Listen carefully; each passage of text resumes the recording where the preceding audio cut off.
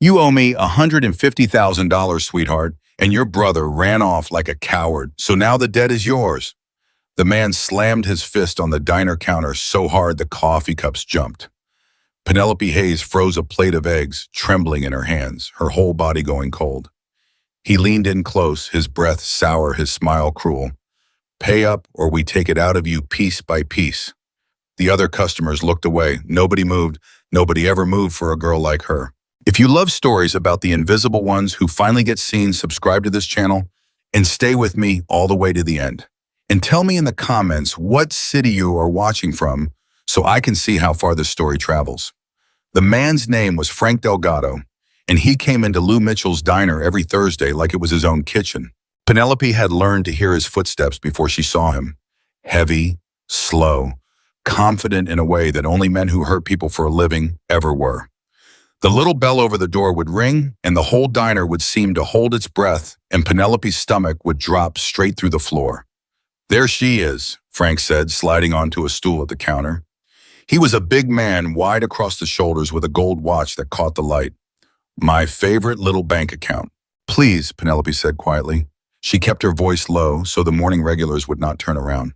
"Please don't do this here. My manager is going to fire me." "Then your manager is a smart man." Frank picked up a fork and pointed it at her like a weapon. "Because a girl who can't pay her debts is no good to anybody. You know how much your brother owed us, don't you?" "150,000, she whispered. "150,000. He said each word slow like he was tasting it. "And do you know where your brother is right now, Penelope?" She shook her head. Her eyes burned. She would not cry in front of him. She had promised herself that much. "Neither do we," Frank said, and he smiled, "which is a real shame for you because when a man disappears, his debts don't disappear with him. They just find the nearest warm body." He reached across the counter and tucked a strand of her hair behind her ear, gentle as a snake. "And you are a very warm body, aren't you?" Penelope pulled back. "Don't touch me." Something flashed in his eyes, quick and dangerous. And for one terrible second, she thought he would grab her right there in front of everyone. But then he laughed low and easy and dropped a $5 bill on the counter. "Coffee's on me today," he said, standing. "You keep the change. Consider it a loan. You're good at those." He buttoned his coat. "You've got 2 weeks, sweetheart. 2 weeks to find 50,000 as a first payment, or we start getting creative. And trust me, you don't want us creative." The bell rang. He was gone. Penelope stood behind the counter with her hands shaking so badly she had to set the coffee pot down before she dropped it. Her heart was hammering against her ribs. $50,000 in 2 weeks. She made $9 an hour plus tips, and half her tips went to a landlord who already hated her. "You okay, honey?" It was Rosa, the older waitress, who worked the morning shift with her. Rosa had been at Lou Mitchell's for 30 years, and she had a face that had seen everything and forgiven most of it. "I'm fine," Penelope said automatically. "You are not fine." Rosa took the coffee pot from her hands and set it on the warmer. "That man is trouble. What does he want from you?" "Money I don't have." Penelope wiped at her eyes with the back of her wrist. "It's my brother's debt. Jason borrowed from the wrong people, and then he vanished. Left me a note, said he was sorry, said he'd fix it." Her voice cracked. "That it was 4 months ago." Rosa was quiet for a moment. Then she reached out and squeezed Penelope's arm, and the kindness of it almost broke her. "You are 24 years old," Rosa said softly. "You should not be carrying a grown man's mistakes on your back." "He's my brother, Rosa. He's all I have left." Penelope swallowed hard. "Our parents are gone. It's just us. I can't let them hurt him. If I don't pay, they'll find him and they'll... She could not finish the sentence. She did not have to. "Come on," Rosa said. "Table 6 needs their check. Work is the best medicine there is for a broken heart. Believe me, I've been medicating for 30 years. Penelope laughed wet and shaky and picked up her order pad. And that was how she survived. One table at a time, one check at a time, one day at a time, telling herself that somehow, some way, she would find $150,000 before Frank Delgado ran out of patience. She did not know that across the city, in a glass tower that scraped the belly of the sky, a man was reading her file. His name was Matteo Romano, and by the time he was done reading, he had already decided her fate. The penthouse was silent the way Matteo liked it. He sat in a leather chair that cost more than most people made in a year, and he turned the pages of a manila folder with two fingers slow and precise. The city lights of Chicago spread out below him like scattered coins.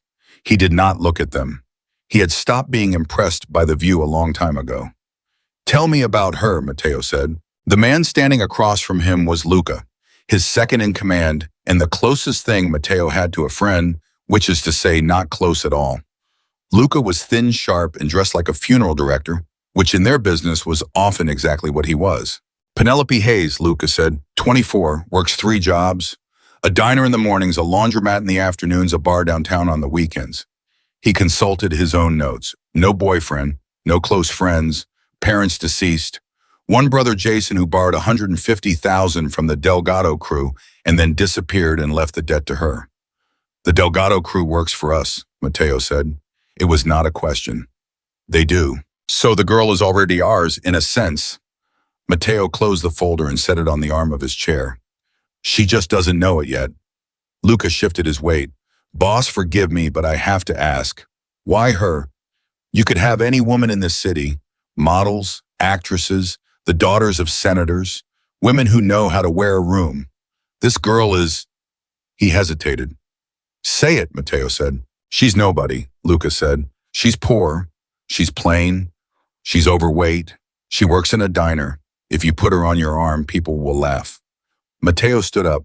He walked to the window and looked out at the city. He owned the city that feared him, the city that called him the ghost of Cook County because he moved through it without ever being seen. "That's exactly why," he said. "I don't understand. The council wants me married." Matteo's voice was flat, controlled, the voice of a man who had learned long ago that emotion was a weakness other men could reach into and squeeze.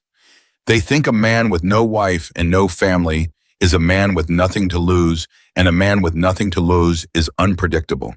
They want me tamed. They want me settled. They want a wife on my arm so they can pretend I'm one of them." He turned around. "So I will give them a wife, but I will not give them a partner. I will not give them a woman who could be turned against me or used against me, or who could learn my secrets and sell them to my enemies.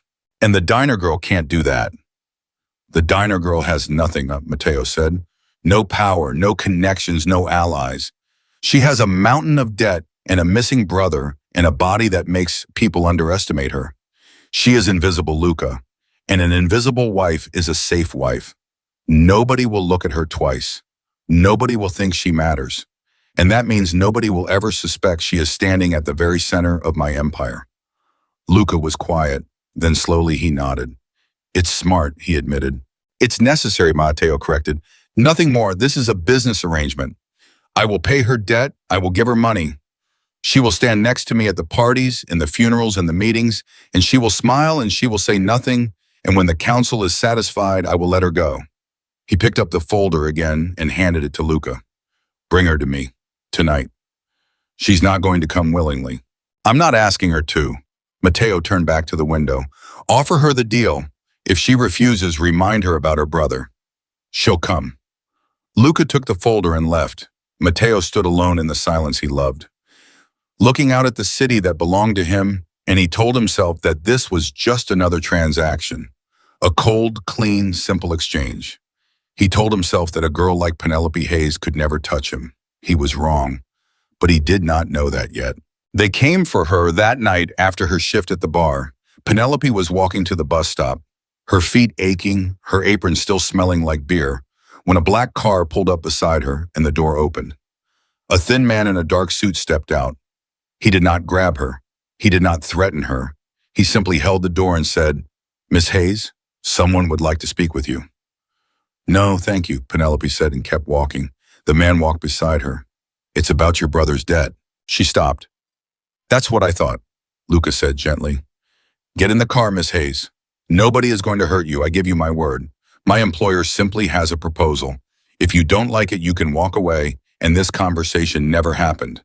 But I promise you, you will want to hear it." She should have said no. Every instinct in her body screamed at her to run. But the words, "your brother's debt," hung in the air like a hook, and she was so tired, so deeply tired of being afraid. She got in the car. The ride was long and silent. The city blurred past the windows. And then the car pulled into an underground garage, and an elevator carried her up and up and up past floors she could not count until the doors opened onto a penthouse that took her breath away. She had never seen wealth like this. Not on television, not in magazines. Real wealth, quiet wealth. The kind that did not need to shout.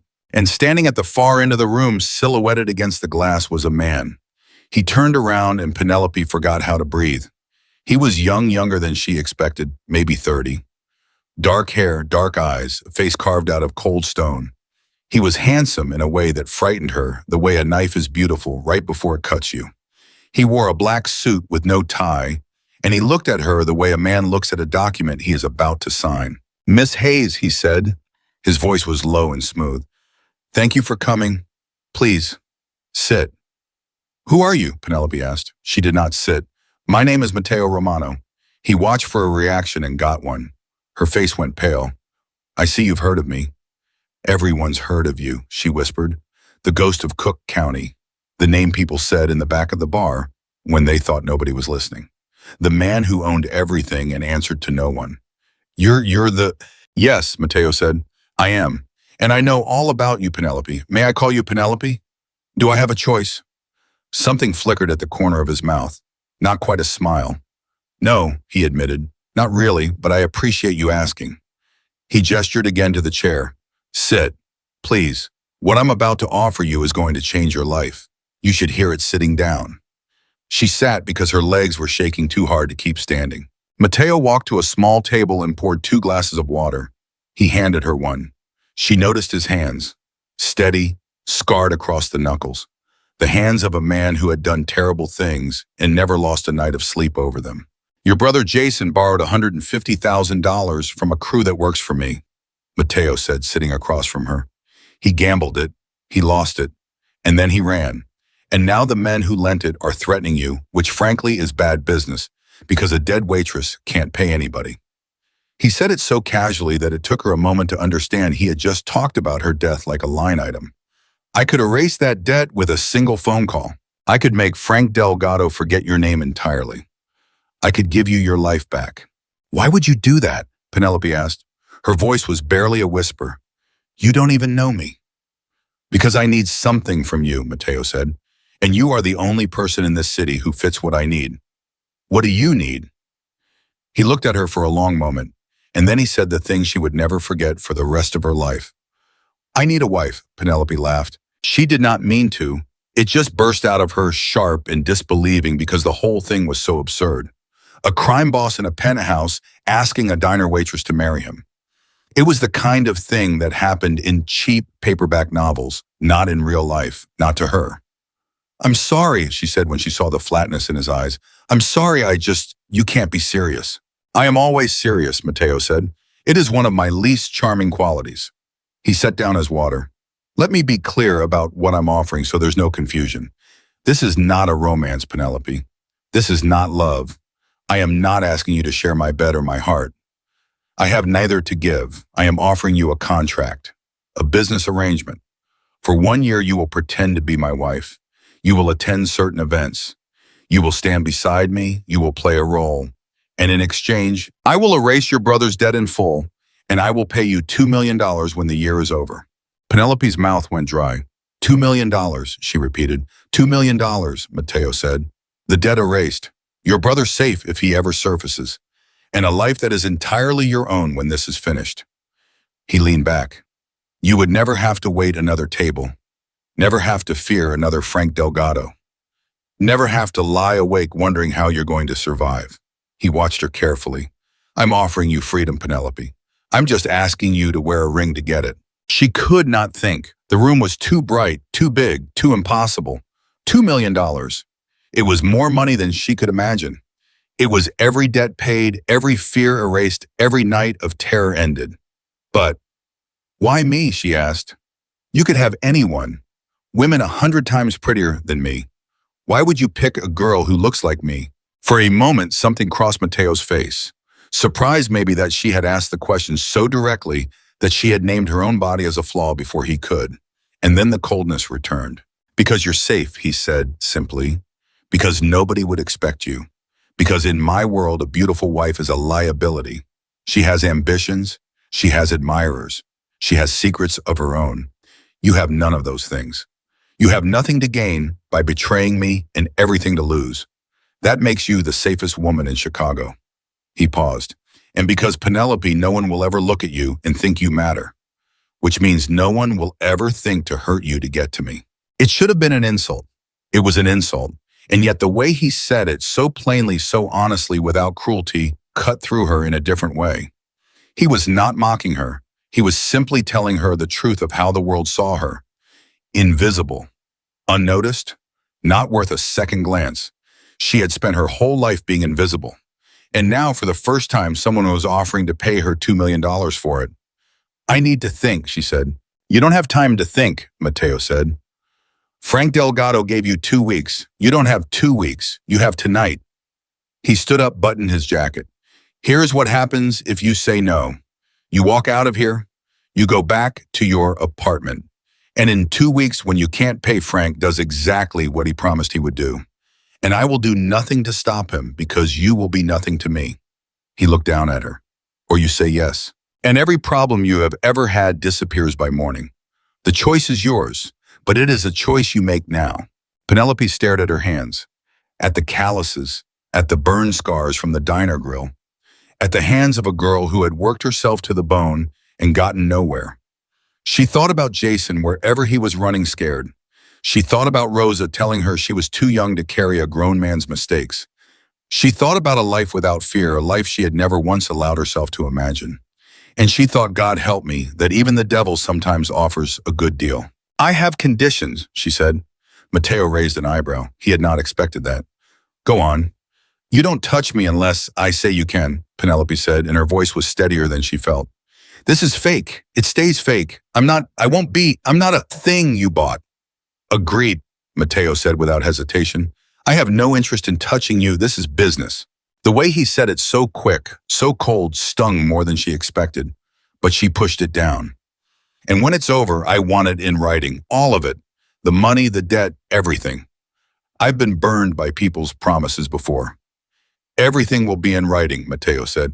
"Signed and legal. My lawyer will draw it up tonight." He extended his hand. "Do we have a deal, Penelope Hayes?" She looked at his scarred hand, at the man who owned half the city's darkness, at the deal that would either save her or destroy her. She took his hand. "We have a deal," she said, and that was the moment everything changed. Neither of them knew it. Both of them thought they were making a cold, simple transaction.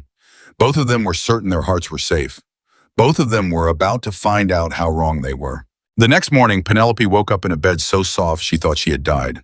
For one confused moment, she did not know where she was, and then it all came flooding back.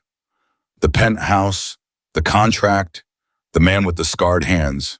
She sat up fast, her heart pounding, and looked around the room. It was enormous, bigger than her whole apartment. There were fresh flowers on the dresser and a robe laid out that probably cost more than her car. There was a knock at the door. "Come in," she said, pulling the blanket up to her chin. A woman entered, older, kind eyes, gray hair pulled into a neat bun. She carried a tray of coffee and fruit. "Good morning, Miss Hayes," the woman said. "My name is Gloria. I run the household. Mr. Romano asked me to make sure you are comfortable." She set the tray down.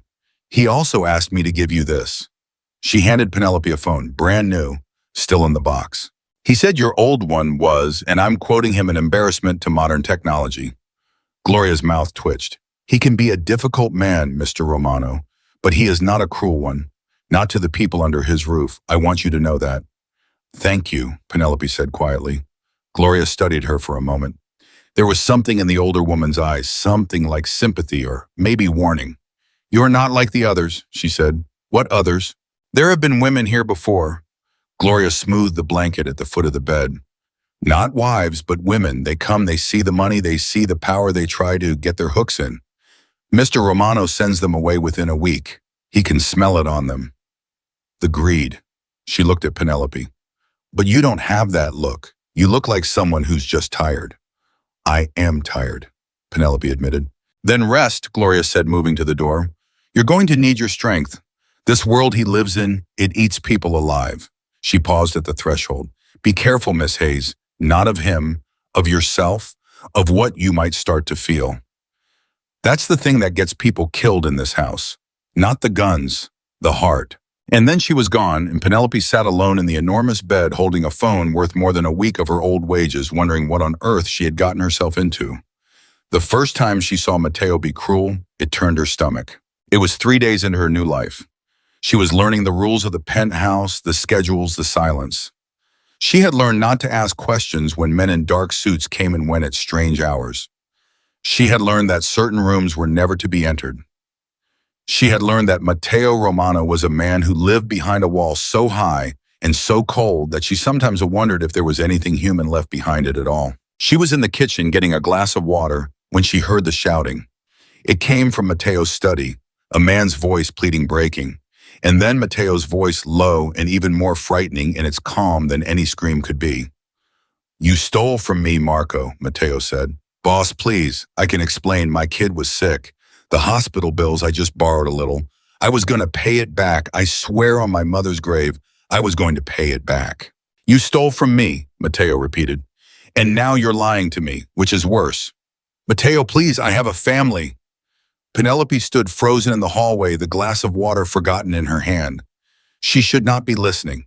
She knew she should not be listening, but her feet would not move. "I know you have a family," Matteo said. "That is the only reason you're still breathing. Any other man who reached into my accounts would already be in the river. Do you understand what I'm telling you? I'm telling you that your children are the reason you get to keep your hands." A long pause. "You will pay back every dollar, with interest, and you will never work for me again. And if you ever say my name to anyone outside these walls, I will make sure your family learns exactly what kind of man their father was. Now get out of my sight." A door opened. A man stumbled out, white as a ghost, shaking tears on his face.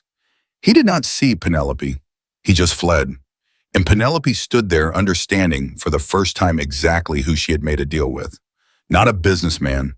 Not a difficult but decent man like Gloria wanted her to believe. A monster.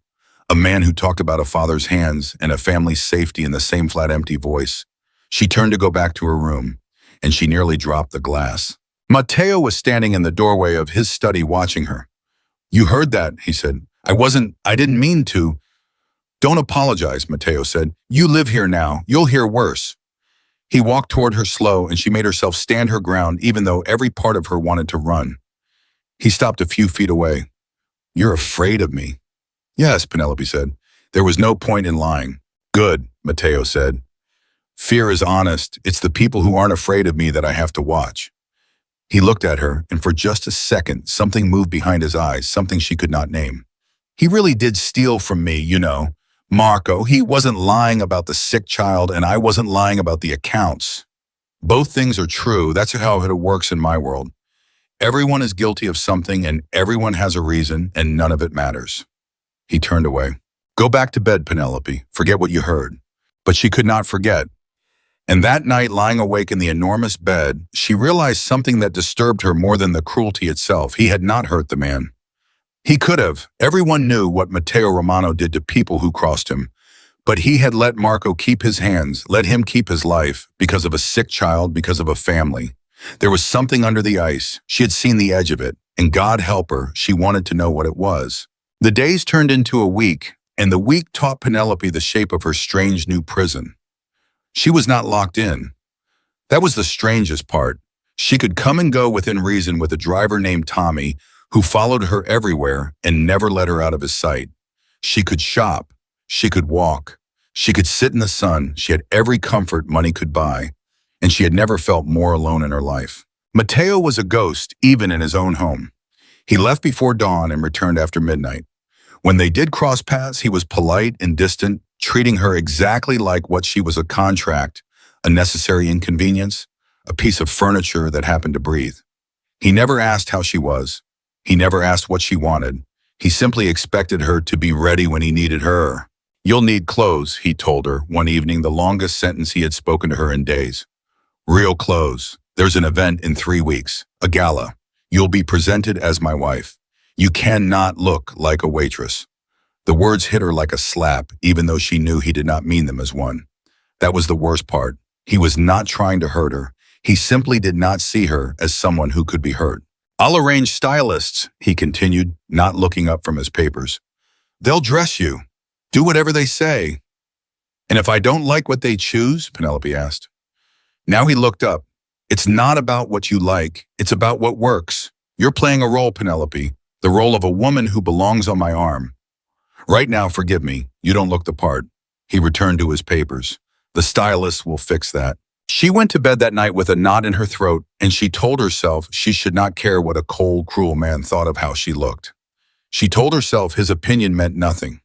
She told herself she was there for $2 million and a clean slate and nothing else. She almost believed it. The stylist came a week before the gala, and they were exactly as terrible as she feared. There were 3 of them, all thin, all sharp, all looking at Penelope like she was a problem to be solved rather than a person to be dressed. The lead one, a woman named Cassandra with a voice like breaking glass, circled Penelope slowly, and Penelope stood in the center of the room and felt every one of her flaws being counted. Well, Cassandra said finally, this is going to be a challenge. Excuse me, Penelope said. No offense, darling, it's just we don't usually work with this. Cassandra waved a hand vaguely at Penelope's body, at all of her, dismissing her with a gesture. The proportions are difficult. The waist is non-existent. The arms well. She sighed. Normally, Mr. Romano's companions are, how do I put this more manageable? The other 2 stylists laughed softly. Penelope felt her face go hot. She had heard it all before her whole life in 100 different rooms. The looks, the whispers, the quiet cruelty of people who thought a body like hers made her fair game.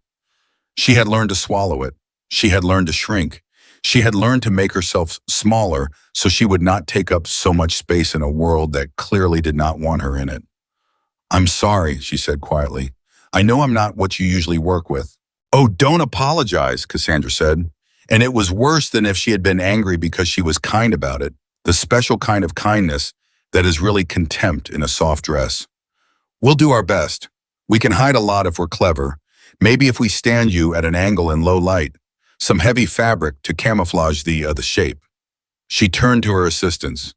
Nothing horizontal, obviously, and no belts. God, no belts.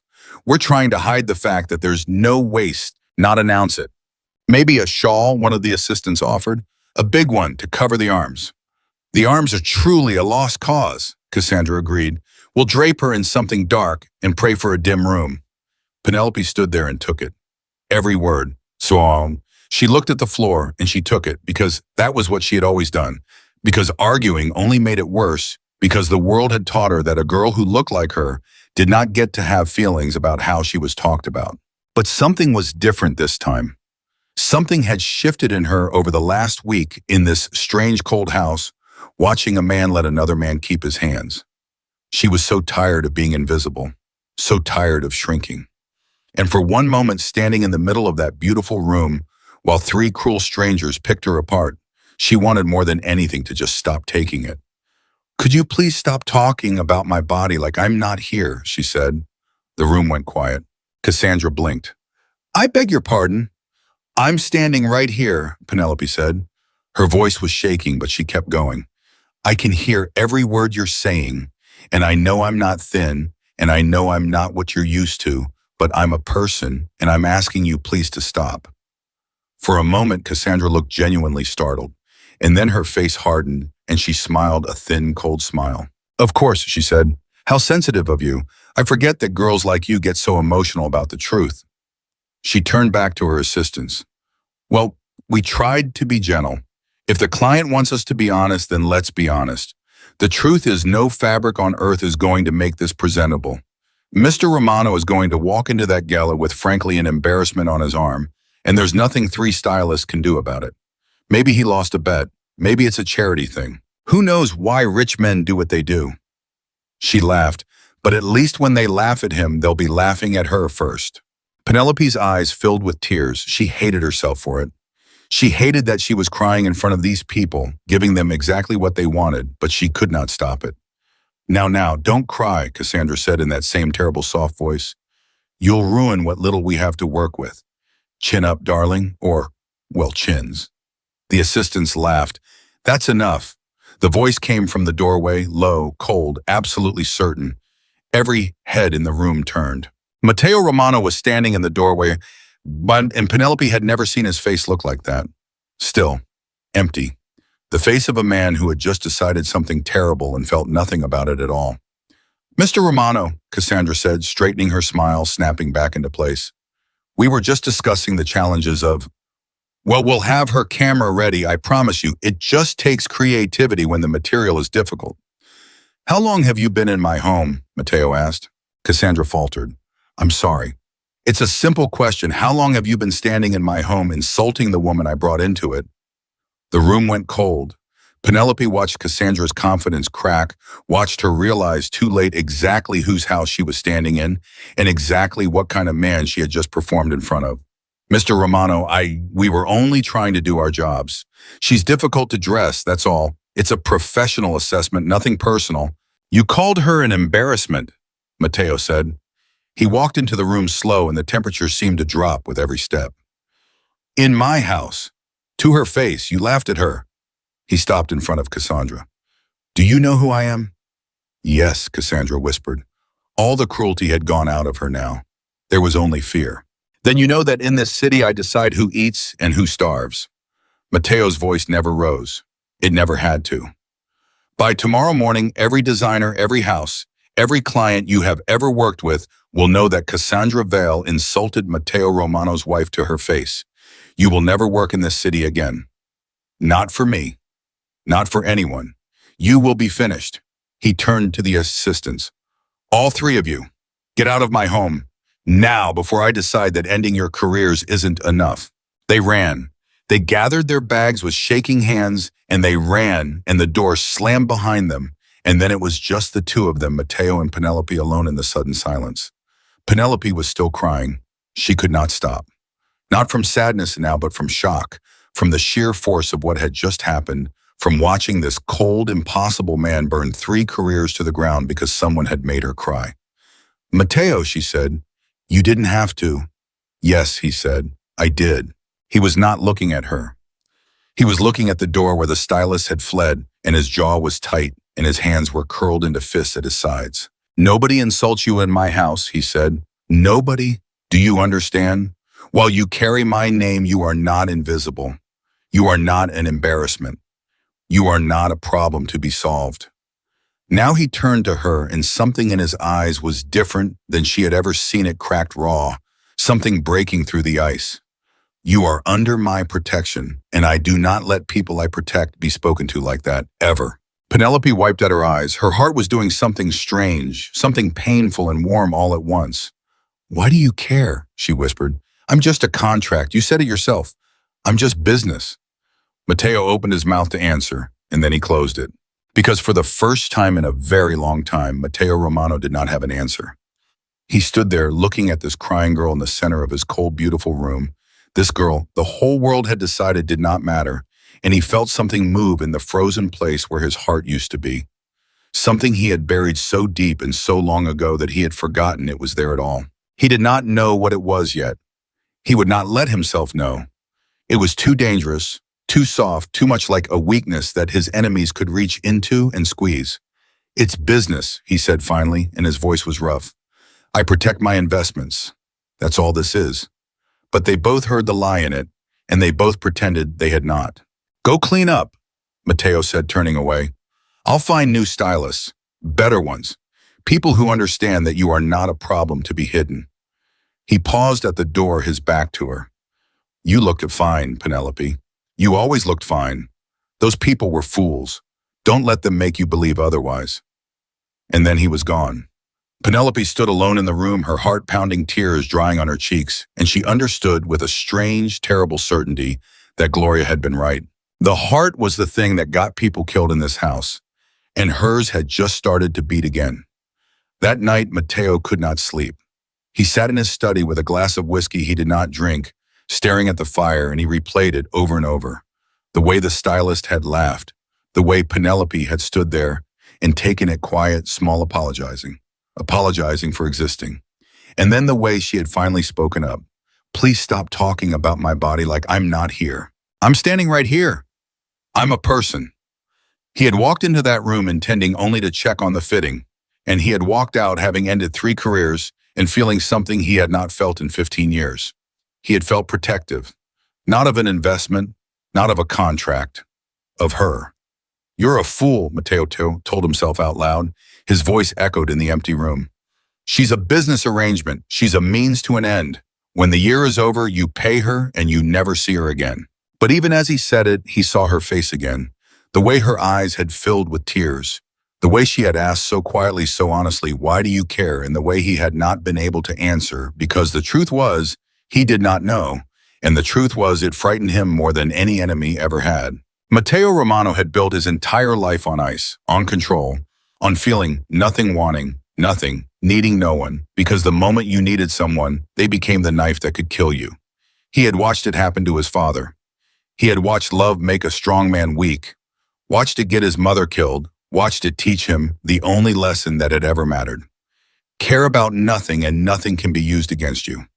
For 15 years, he had lived that lesson perfectly.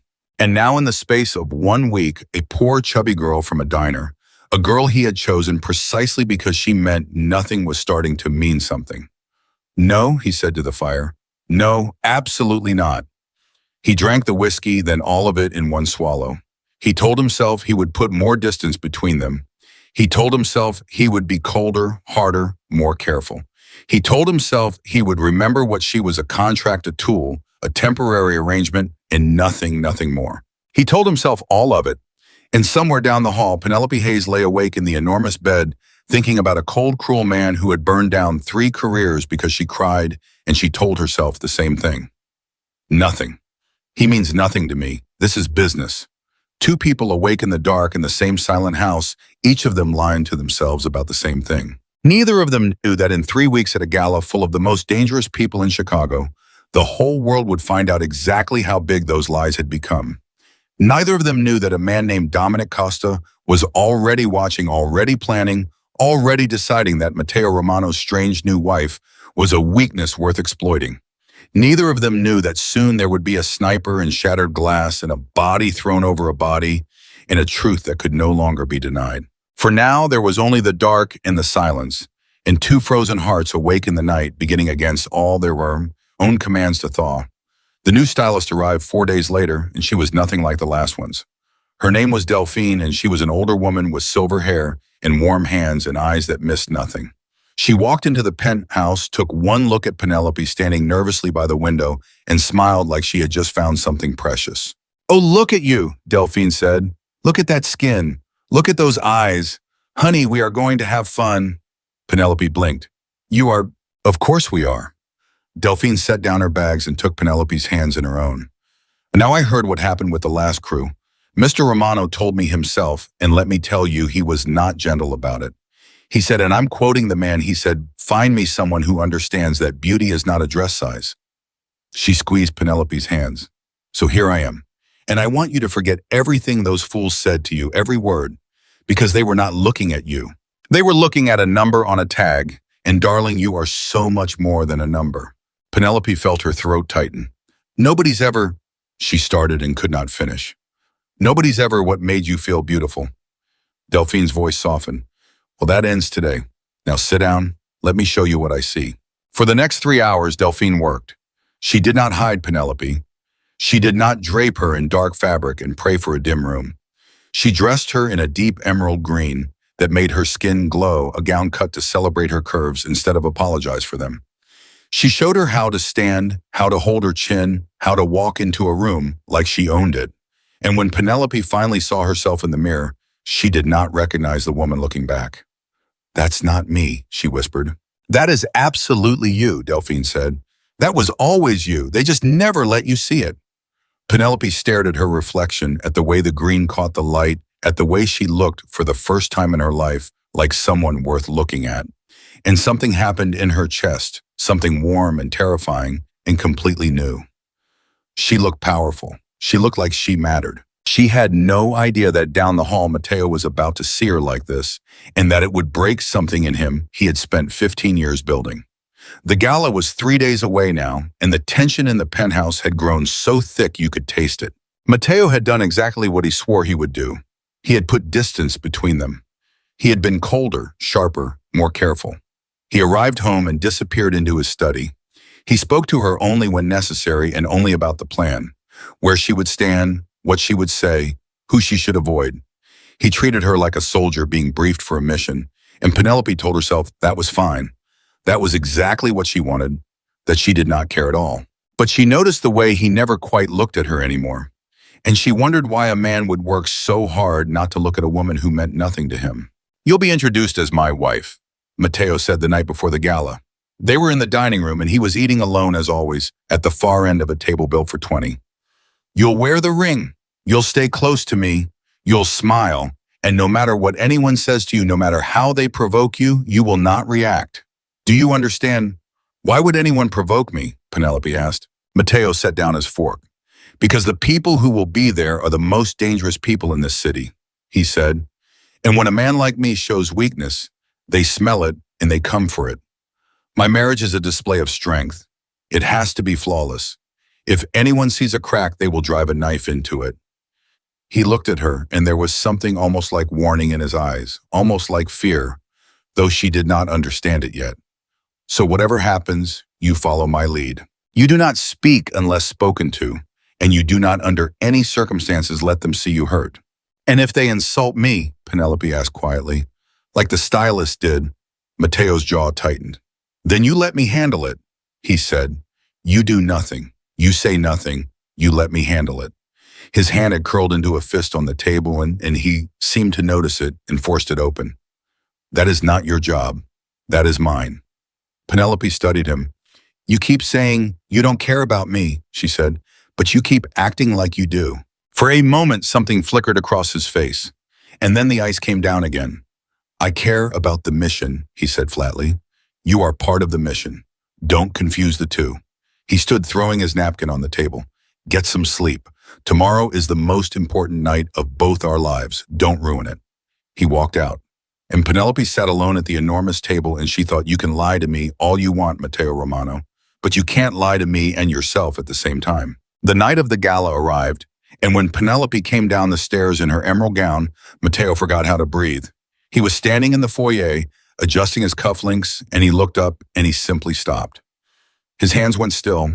His face, that cold, controlled face, went completely blank, and then something moved across it that he could not hide fast enough. Something raw and stunned and helpless. "Penelope," he said, and that was all, just her name. But the way he said it low and rough, like it had been pulled out of him against his will, made her stop halfway down the stairs. "Do I look okay?" she asked.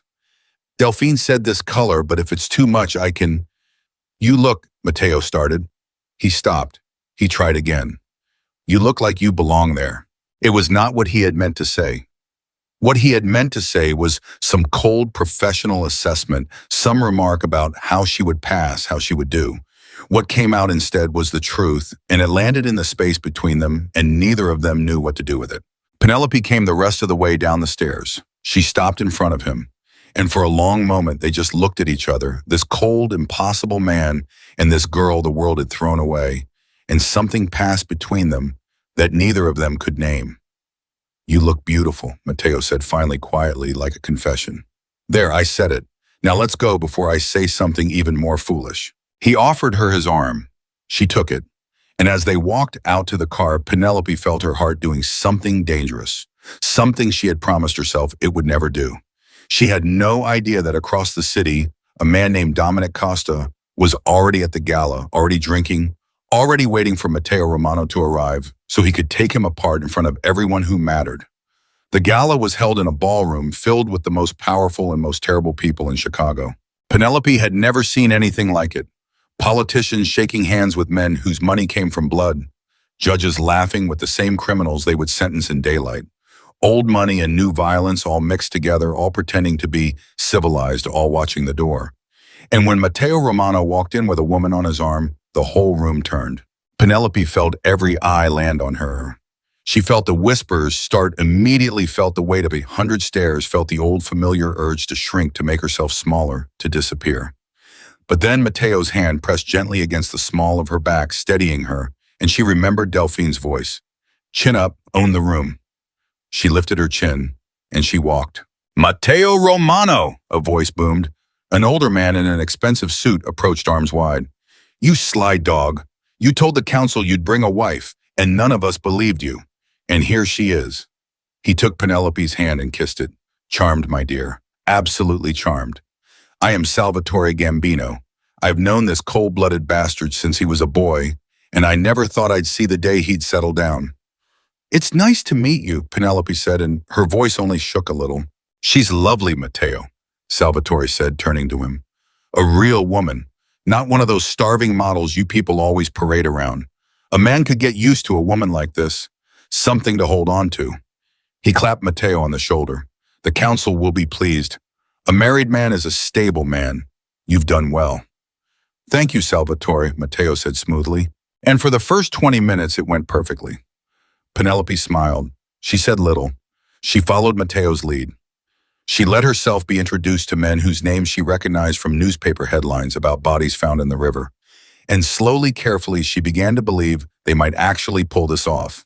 And then Dominic Costa found them. He came out of the crowd like a shark, tall and lean, and smiling a smile that never reached his eyes. Penelope felt Matteo go rigid beside her the instant he saw him. Felt his whole body change the way a man changes when a predator walks into the room. Matteo, Dominic said, the ghost himself. And here I thought you'd never actually show your face in public. His eyes slid to Penelope and they crawled over her slowly, and his smile widened into something ugly. And this must be the famous wife, my. When they told me you'd finally married, I imagined something a little more, how shall I put it, impressive. Penelope felt her stomach drop. Dominic, Matteo said, his voice was pure ice. I didn't know they let your kind in here. They let anyone in who can afford the ticket, Dominic said. Even you. He turned back to Penelope and his gaze was insulting, deliberate, meant to wound. So tell me, sweetheart, how much is he paying you? Because there's no other explanation, is there? A man like Matteo Romano who could have any woman in this room, and he shows up with... He waved a hand at her exactly like the stylist had, with this is gotta be a business deal. Nobody chooses this on purpose. The words hit Penelope like a physical blow.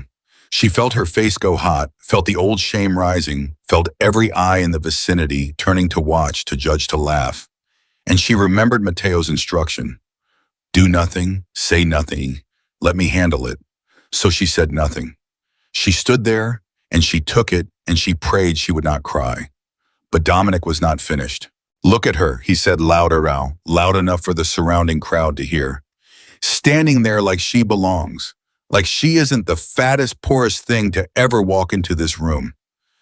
Tell me, honey, does he make you eat off the floor, or does he let you sit at the table like a real wife? He laughed. Matteo Romano, the great ghost of Cook County, and this is what he drags out in public. It's almost sad, it's almost... He never finished the sentence, because Matteo moved. It happened so fast that Penelope barely saw it. 1 second Dominic was laughing, and the next Matteo had him by the throat, had lifted him half off the ground, had slammed him back against a marble pillar so hard the whole room heard it. The music stopped. The laughter stopped. Everything stopped. Say one more word, Matteo said, and his voice was so quiet, so calm, so absolutely deadly that it was more frightening than any scream could ever be. Say one more word about my wife, Dominic. I am begging you. Give me a reason. Dominic's eyes bulged. His hands scrabbled at Matteo's wrist. Matteo, he choked. Matteo, it was a joke. Put me down, everyone's watching. Everyone is watching, Matteo agreed. Good. Then everyone will hear me when I say this. He leaned in close, his face inches from Dominic's. This woman is my wife. She carries my name. And in this city, that name is the only thing standing between men like you and the bottom of Lake Michigan. You insulted her, in front of the council, in front of everyone who matters. And do you understand what that means? His grip tightened. It means you insulted me, and I do not forgive insults. Dominic, I collect them, and then when the time is right, I collect the debt. The whole room was frozen. Salvatore Gambino had gone pale. Even the most hardened criminals in the ballroom had taken a step back because they had all seen this before, this stillness in Matteo Romano, and they all knew what it meant. It meant someone was going to die. You won a war, Dominic gasped. Over a woman, over her. I would burn this entire city to the ground over her, Matteo said, and you would be the first thing I set on fire. And in that moment, everything changed. Because Penelope heard it, and Dominic heard it, and every single person in that ballroom heard it. Matteo Romano, the man of ice, the man who cared about nothing, had just threatened all-out war over an insult to a woman he claimed was only a business arrangement. The mask had slipped, and everyone had seen what was underneath. Matteo let go. Dominic dropped to the floor, gasping, one hand at his bruised throat. And Matteo straightened his jacket, turned his back on him like he was nothing, and offered Penelope his arm. "We're leaving," he said quietly. She took his arm. Her whole body was shaking. And as they walked out through the stunned, silent crowd, she could feel the eyes on them, could feel the whispers already starting, could feel the entire underworld of Chicago recalculating everything they thought they knew about the ghost of Cook County. He had a weakness now. They had all seen it, and weaknesses in Matteo's world were things to be exploited. They rode home in silence. Penelope stared out the window at the passing city, and Matteo stared straight ahead, his jaw tight, his hands clenched on his knees. And finally, when she could not stand the silence anymore, she spoke. "You weren't supposed to do that," she said. "You told me not to react. You told me to let it go. And then you nearly killed a man in front of the entire council." "I know what I told you," Matteo said tightly. "You said this was business. You said I was just a contract. You said, I know what I said." "Then why?" Penelope turned to face him. "Why did you do that, Matteo? You just declared war on one of the most dangerous men in the city. Over me. Over a woman you keep telling me means nothing to you. Why?" Matteo did not answer. He stared out the window, his profile hard and unreadable in the passing lights. "Matteo," she said, "look at me. Why did you?" "Because I couldn't stand it," he said suddenly, and the words came out raw, torn, like they cost him something to say. "Because I stood there and I listened to that man talk about you like you were garbage, like you were nothing, like you didn't matter, and I couldn't stand it." He finally turned to look at her, and his eyes were burning. "Do you understand? I have spent 15 years feeling nothing. Nothing. I trained myself to feel nothing because feeling is how they get you. Feeling is the knife they slide between your ribs. And I built a wall so high that nothing has touched me in 15 years. Nothing." He stopped. His breathing was ragged. "And then this," he said. "And then you. And I stand in a room and hear someone insult you, and something in me it comes apart, Penelope. Every rule I've ever lived by, every wall I've ever built, it all comes apart, and I don't understand it, and I hate it, and I can't stop it." He ran a hand through his hair. "You were supposed to be safe. That's why I chose you, because you couldn't touch me, because you meant nothing, because there was nothing about you that could ever get past the walls." His voice broke. "And you got past every single one of them, and I don't know how, and I don't know what to do about it." Penelope stared at him. Her heart was pounding so hard she thought he could hear it. "Matteo," she whispered. "Don't," he said. "Don't say anything. This is a mistake. This whole thing is a mistake. You are a mistake I cannot afford." He turned back to the window. "In my world, the moment you love something, they take it from you. That is the rule. That is the only rule that has ever mattered. And I watched it happen to my father. I watched what love did to a strong man. It made him weak. It made him careless. And it got my mother killed, and it nearly got me killed. And I swore that I would never let it happen to me." The car went quiet, and in the silence, Penelope understood finally the shape of the man beside her. Not a monster, not a machine. A boy who had watched love destroy his family and who had spent his whole life making sure it could never destroy him.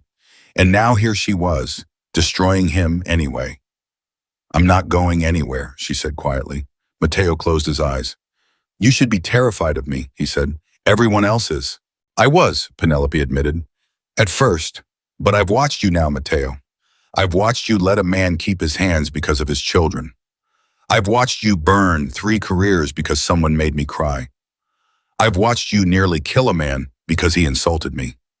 She reached out slowly and put her hand on top of his. He flinched, but he did not pull away. "I don't think you're a monster. I think you're a man who's been alone for a very, very long time." Matteo looked down at her hand on top of his, this girl's hand, scarred and soft and warm. And something in his chest, something frozen solid for 15 years, cracked straight down the middle. You have no idea what you're doing, he said hoarsely. Neither do you, Penelope said. So maybe we figure it out together. Matteo did not answer, but he did not pull his hand away, and they rode the rest of the way home like that two people who had lied to themselves for weeks, finally too tired to keep lying. Neither of them saw the car following 2 lengths behind them. Neither of them knew that Dominic Costa was already making calls. Neither of them knew that the war Matteo had threatened at the gala was already coming faster and deadlier than either of them could imagine. Neither of them knew that in less than an hour someone was going to try to kill them both. They arrived home just before midnight. Matteo walked her to her door, which he had never done before. He stopped and he stood there, and for a long moment he seemed to be fighting some silent war with himself. "Thank you," he said finally, "for tonight, for handling it the way you did. Most people would have fallen apart. You didn't." "I almost did," Penelope admitted. "But you didn't," Matteo said. "That's what matters." He hesitated. "I'm sorry for what he said to you, for what those stylists said, for a world that makes people believe you're anything less than—" He stopped himself. He was doing it again, saying too much, feeling too much. "Good night, Penelope." "Good night, Matteo." She went into her room, she closed the door, and she leaned against it with her heart pounding, replaying the whole night the way he had looked at her on the stairs, the way he had nearly killed a man for her, the way his hand had felt beneath hers in the car. She was in trouble. She knew she was in trouble. She was falling for a mafia boss who had told her a dozen times he could never love her, and she was doing it anyway, and she could not stop. She got ready for bed. She turned off the light, and she lay in the dark thinking about a cold man who was not as cold as he pretended, and she began slowly to drift towards sleep. And that was when the first bullet came through the window. The glass exploded. It happened without warning, without sound. Just the sudden shattering of the enormous floor-to-ceiling window as a bullet punched through it and buried itself in the wall inches above Penelope's head. She screamed. She rolled off the bed onto the floor as a second shot came, and a third, and the whole room seemed to come apart around her, glass raining down the walls, splitting open the air itself, screaming. "Matteo!" she screamed. "Matteo!" The door burst open. He came through it at a dead run, low fast, his gun already in his hand, and he crossed the room in 2 strides and threw himself on top of her, covering her body with his, shielding her with everything he had. "Stay down," he said in her ear, his voice hard and fast. "Stay down, don't move. I've got you, I've got you." More shots came. The glass kept shattering. Penelope could feel Matteo's heart hammering against her back, could feel his arms locked around her, could feel him flinch every time a bullet came close, and she understood in that terrifying moment that he was not protecting an investment. He was not protecting a contract. He was protecting her with his own body, with his own life, and he did not hesitate for a single second. "Are you hit?" he demanded. "Penelope, look at me. Are you hit?" "No," she gasped. "No, I don't think so. Another shot. Matteo pressed her harder into the floor, wrapping himself completely around her, making his own body a wall between her and the guns. "Luca!" he roared. "Luca!" Footsteps thundered in the hallway. Men shouting. The sound of return fire, someone at the windows now shooting back into the dark. And then slowly the shots from outside stopped. The night went silent except for the wind screaming through the shattered glass and Penelope's own ragged breathing. "Boss," Luca appeared in the doorway, gun drawn. "Boss, are you hit? Is she?" "Sniper," Matteo said, not moving off of Penelope, still shielding her with his body. "Across the street. Rooftop, maybe higher. Get men out there now and get us out of this room, now." "On it." Luca vanished. Matteo finally lifted himself off of her, just slightly enough to look down at her face. And Penelope looked up at him, and she saw something in his eyes she had never seen before, not in all the weeks she had known him. She saw fear, not for himself, for her. "You're okay," he said, and his voice was shaking, actually shaking. "You're okay. Tell me you're okay." "I'm okay," she whispered. And Matteo Romano, the ghost of Cook County, the man who felt nothing, closed his eyes and pressed his forehead against hers, and for one long moment he just breathed like a man who had almost lost the only thing that mattered. "I almost lost you," he said. It was barely a whisper. "I almost lost you." "But you didn't," Penelope said, echoing his own words back to him. "I'm here. I'm okay. You saved me." Matteo pulled back and looked at her, and there was something breaking apart in his face, some final wall coming down. I don't care about the contract, he said. The words came out of him like they were being torn from somewhere deep. Do you hear me? I don't care about it. I don't care about the plan or the council or any of it. When I heard the glass break, when I ran into this room and saw those bullets, I didn't think about the contract. I thought about you. Only you. Just you. His hand came up to her face, trembling. I have been lying to you, and I have been lying to myself, and I am done. I am done lying. I care about you, Penelope. God help me, I care about you more than I have cared about anything in 15 years. Penelope's eyes filled with tears. Matteo, someone tried to kill you tonight, he said, and his voice hardened, the fear turning to something cold and terrible. Someone came into my home and tried to put a bullet in your head. And I know exactly who it was, Dominic Costa. He heard what I said at the gala. He saw the weakness, and he moved on it. His jaw tightened. He tried to take you from me, and now I am going to make him understand exactly what that costs. Matteo, no, Penelope said, grabbing his arm. No, don't. Don't go to war over me. I'm not worth it. I'm not worth people dying. You are worth everything, Matteo said fiercely. That is what you have never understood. That is what the whole world has spent your entire life telling you was a lie. That you don't matter. That you're invisible. That you're nothing. He took her face in both hands. They are wrong, every one of them. You matter more than anyone I have ever known, and I will burn this whole city down before I let anyone touch you again. And then Luca was back in the doorway, and there was blood on his sleeve and his face was grim. Boss, he said, we got 2 of them, but the shooter got away, and there's something else. He hesitated. We found this, taped to the outside of the building. It's addressed to you. He held up an envelope. Matteo took it. He tore it open. He read it, and Penelope watched his face turn to stone, watched the fury drain out of it, and something colder and far more dangerous take its place. What is it? She asked. Matteo, what does it say?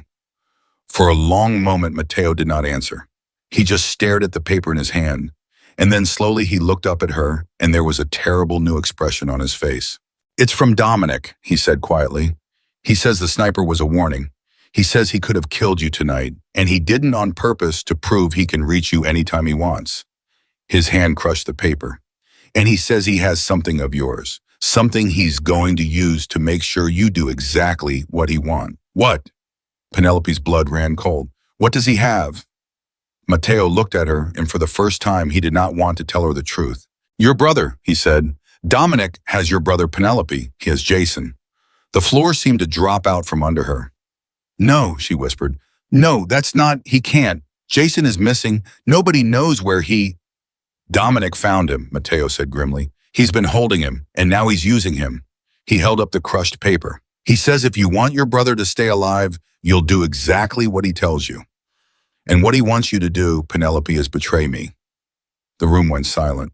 Penelope stared at him, her whole world collapsing, and she understood in that terrible moment that everything, all of it, the contract, the gala, the falling glass had all been leading here to this impossible choice. The man she was falling in love with, or the brother she had sacrificed everything to save. What does he want me to do? She asked. Her voice was barely a whisper. Matteo looked down at the letter, and when he spoke, his voice was hollow. He wants you to steal my ledger, he said. The book that holds every name, every account, every secret my family has. The thing that could destroy my entire empire in a single day. He crushed the paper in his fist. He wants you to take it from my study and bring it to him, and in exchange he'll give you your brother back. He looked up at her. He wants to use you against me. Exactly the way I always feared someone would. Exactly the reason I built the walls in the first place. And there it was, the trap closing around both of them. Penelope felt sick. Because she loved this man, she was almost certain now that she loved him, and she loved her brother too, her foolish, reckless brother who was the only family she had left in the world. And Dominic Costa was going to force her to choose between them. I won't do it, she said, but even as she said it, her voice wavered. You should, Matteo said quietly. She stared at him. What? He's your brother. Matteo's voice was flat, controlled, the ice coming back down like a shield. He's your blood. He's the reason you agreed to any of this in the first place. And I am, what am I to you? A man you've known for a few weeks, a criminal, A monster who bought you like a piece of furniture. He turned away from her. You should take the ledger. You should save your brother. Any sane person would. Matteo, don't. He held up a hand. Don't make this into something it can't be, Penelope. I told you from the beginning. In my world, the moment you love something, they take it from you. And here it is, right on schedule. The knife between the ribs. I let myself feel something for you, and Dominic found the crack, and now he's using it exactly the way I always knew someone would. He laughed a hollow, bitter sound. The joke is on me. I chose you because you were safe, because you had nothing they could use. And it turns out you had the one thing that could destroy me all along. You had a heart, and now they're going to use it to gut me. Penelope stood there in the shattered ruins of the room, glass everywhere, wind howling, her heart breaking in a dozen directions at once. And she looked at this man who had thrown himself over her body without a second thought, this man who was now standing there telling her to betray him because he thought she deserved to save her brother more than he deserved to be saved. You'd let me do it, she said slowly. You'd let me steal the thing that could destroy your whole empire, to save my brother, even though it would end you. Matteo did not answer for a long moment. Yes, he said finally. Why? He turned to look at her, and the ice was gone. All of it.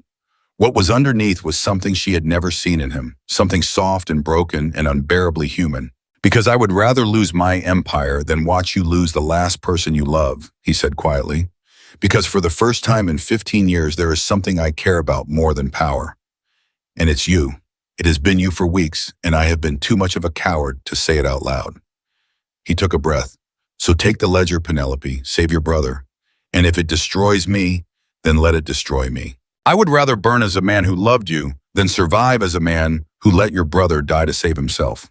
Penelope started to cry. She could not help it, because no one had ever in her entire life put her happiness above their own. No one had ever chosen her over anything, let alone over everything. You mean that, she said through her tears. You actually mean that. I have never meant anything more. And in that moment, standing in the wreckage of a room where someone had just tried to kill her, Penelope Hayes made a decision. Not the decision Dominic wanted, not the decision the world expected. A decision that would change everything. But she did not say it yet. She could not with Luca standing in the doorway, not with the wind screaming through the broken glass, not with her heart in 1,000 pieces. She wiped her eyes and she looked at Matteo, and she said only, I need to think. Of course, Matteo said.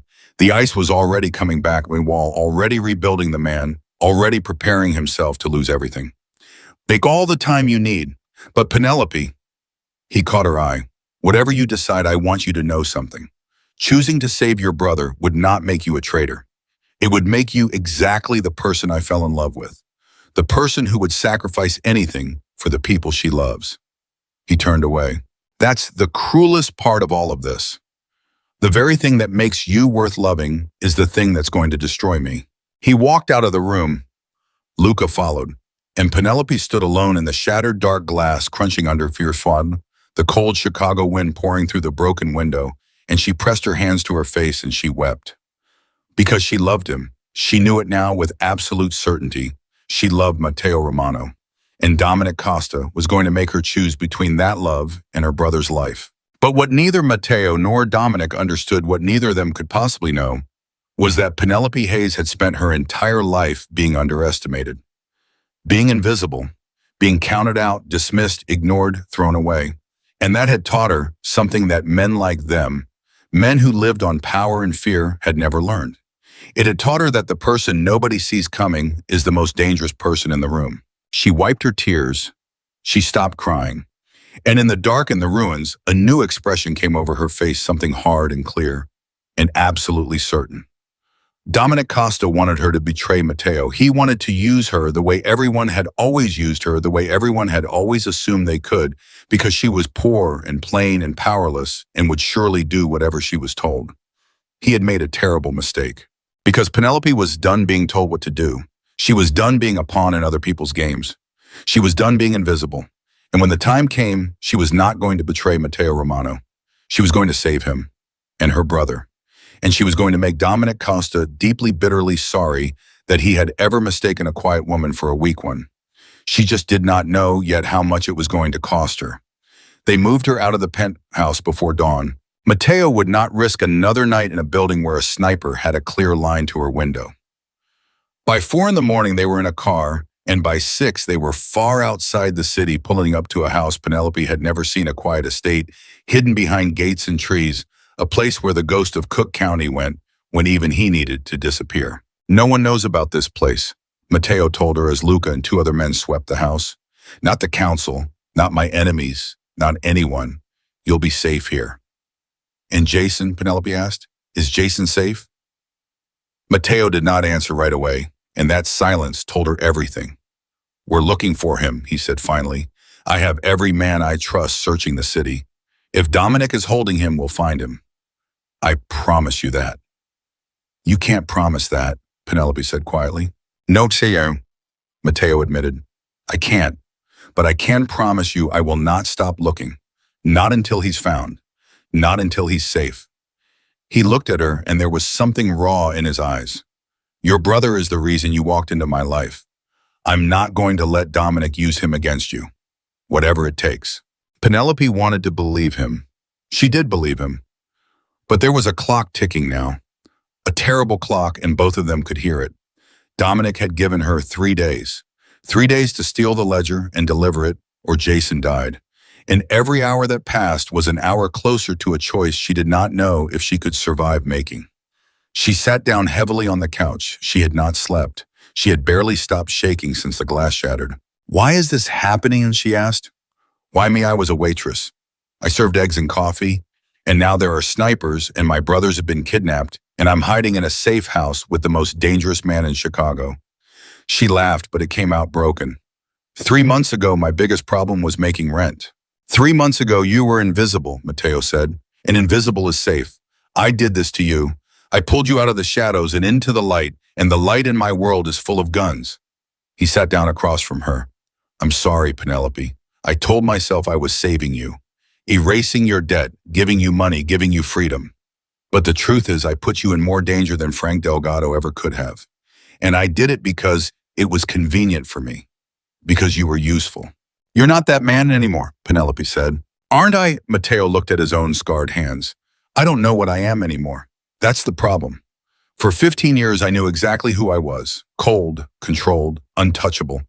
And then you walked into my penthouse in a diner uniform, and everything I thought I knew about myself started to fall apart. He looked up at her.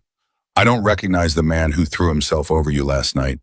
I don't recognize the man who told you to take the ledger and save your brother. Even if it destroyed him, that's not the ghost of Cook County. I don't know who that is. Maybe that's who you actually are, Penelope said softly. Underneath all the ice. Maybe that's the man you buried 15 years ago to survive. Matteo did not answer, but something moved behind his eyes, something that looked almost like hope and almost like grief. And that was when Gloria's voice came from the kitchen doorway. She had come with them, refusing to be left behind, and now she stood watching the 2 of them with those knowing eyes.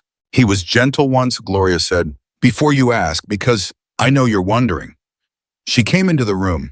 I've worked for this family since Matteo was a boy. I knew his mother. I knew what he was like before the world made him what he is. She looked at Matteo, and her voice was tender. You were the sweetest child I ever knew. You used to bring me flowers from the garden. You used to cry when the gardener trimmed the roses because you thought it hurt them. Gloria, Matteo said, there was warning in it and pain. She should know who you are, Gloria said gently. The real you, not the ghost, the boy. She turned to Penelope. His mother was murdered when he was 17, right in front of him, by men who wanted to hurt his father.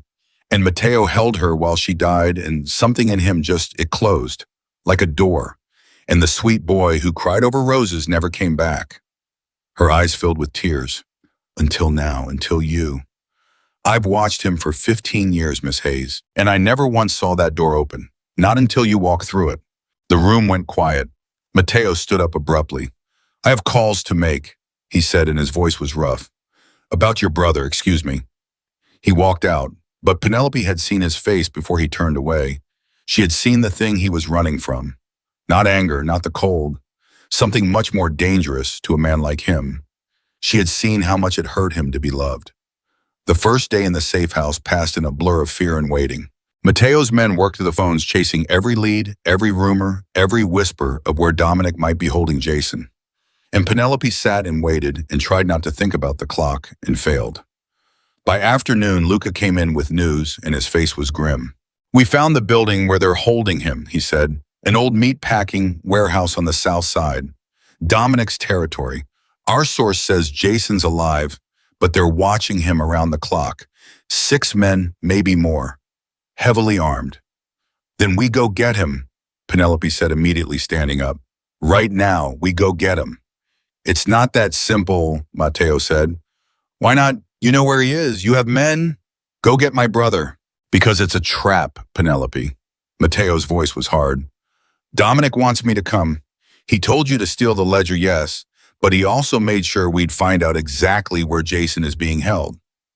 "Why would he do that? Why let us find the location so easily?" He shook his head. "Because he wants me to storm that warehouse. He wants me to come charging in to save your brother. And the second I do, I walk into an ambush. He's had days to prepare. He kills me, he kills my men, and he takes the ledger off my corpse. It's a trap with your brother as the bait." Penelope sat back down slowly. "So what do? We don't play his game," Matteo said.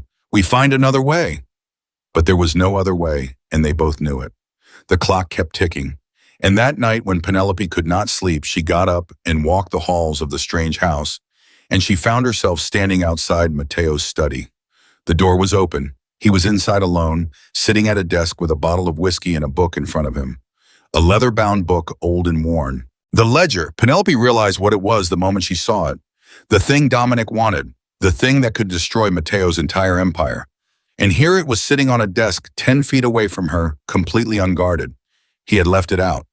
On purpose. Where she could see it. Where she could take it. She stood in the doorway and Matteo looked up at her, and for a long moment neither of them said anything. "You left it out," she said finally. "Yes." "Why?" Matteo poured himself another drink. "Because I told you to save your brother," he said, "and I meant it. So there it is, the thing you need. I'm not going to lock it away and make you steal it. I'm not going to make you feel like a thief for doing the right thing." He pushed the book toward her across the desk. "Take it. Bring it to Dominic. Save Jason. I won't stop you." Penelope stared at the book, then at him. "You'd really let me do it," she whispered. "You'd let me hand your enemy the thing that ends you. And you'd just, let it happen? Let him destroy you." "I'd rather die knowing you saved your brother than live knowing I let him die," Matteo said simply. "I told you that already. I meant it." And in that moment, something crystallized in Penelope's heart. Something that had been forming since the glass shattered, since he threw himself over her body, since he told her she was worth everything. She walked into the study. She picked up the ledger. She felt its weight in her hands, the weight of Matteo's entire empire, his entire life. And she watched his face as she did it, watched him brace himself for the betrayal, watched him prepare to lose everything without a single word of protest. And then she set the ledger back down on the desk. "No," she said. Matteo went still. "Penelope, no," she said again, firmer. "I'm not taking it. I'm not betraying you. I don't care what Dominic threatens. I'm not doing it. He'll kill your brother." "Then we find another way to save him," Penelope said. "Because I am not going to hand your life to a monster like Dominic Costa. I'm not going to let him win. And I'm not going to become the thing everyone always assumed I was, the weak one, the pawn, the girl who does whatever she's told because she's too small and too scared to fight back." Her voice was shaking now, but with anger, with resolve. "My whole life, people have looked at me and seen someone they could use, someone they could push around, someone who would take whatever they dished out and say thank you." She stepped closer to him. "You know what? Nobody ever expected that I'd fight back. Nobody ever thought I had it in me. And that's exactly why I'm going to win. Because Dominic Costa looks at me and sees a weak, scared, invisible girl he can control, and he has no idea who he's actually dealing with." Matteo stared at her, and something was happening in his face, something like wonder. "You would risk your brother's life," he said slowly, "to save mine." "I would find a way to save both of you," Penelope said, "because I'm done choosing. I'm done letting men like Dominic put me in impossible corners and force me to give something up. I refuse. I refuse to lose either of you. So we're going to outsmart him. Together. She met his eyes. You've spent 15 years being the smartest, most dangerous man in this city. It's time to prove it, not with guns, with your head. Help me beat him, Matteo. Help me save my brother without losing you. For a long moment, Matteo did not move, and then slowly he stood up. He came around the desk.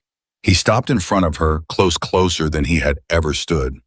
You are, he said, and his voice was thick, the most extraordinary person I have ever met. Matteo. No, let me say it, please.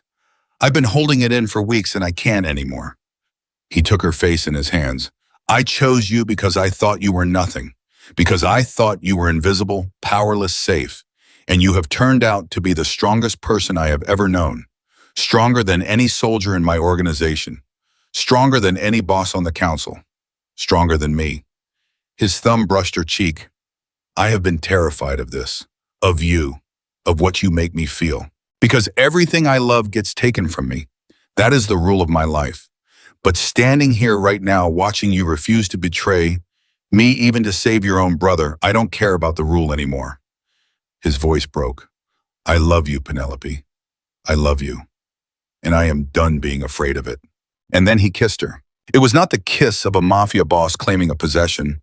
It was the kiss of a man who had been frozen for 15 years, finally desperately coming back to life. Penelope melted into it, her hands fisting in his shirt, her whole body finally letting go of the fear she had been carrying since the moment she walked into his penthouse. And when they finally broke apart, both of them breathless, both of them shaking, Matteo pressed his forehead to hers exactly like he had after the sniper. And he whispered, I'm not going to let anyone take you from me. Not Dominic, not the council, not anyone. Do you understand you are mine now and I protect what's mine, and I have never lost anything I truly fought for? Then let's fight, Penelope whispered. For Jason, for us, for all of it. Together, Matteo agreed. And for the first time in the entire story, they were not a mafia boss and his fake wife. They were not a contract. They were two people standing together against the same dark world, and for one perfect moment, they believed they could win. They did not know that Dominic Costa had a spy inside their own walls. The plan came together over the next 2 days. Matteo, it turned out, was even more dangerous with his mind than with his fists. He knew Dominic. He knew how the man thought, how he moved, what he wanted, and slowly, carefully, he built a trap of his own. Dominic expects you to bring him the ledger, Matteo explained, spreading papers across the table. So we give him what he expects. You go to the meeting. You bring the book. And Dominic, being Dominic, will bring your brother because he wants to gloat. He wants to watch me lose. He wants the whole thing to happen in front of an audience. He tapped the table. But the ledger you bring him will be a fake, a perfect copy with just enough real information to look convincing, and enough poison buried inside it to destroy him instead of me.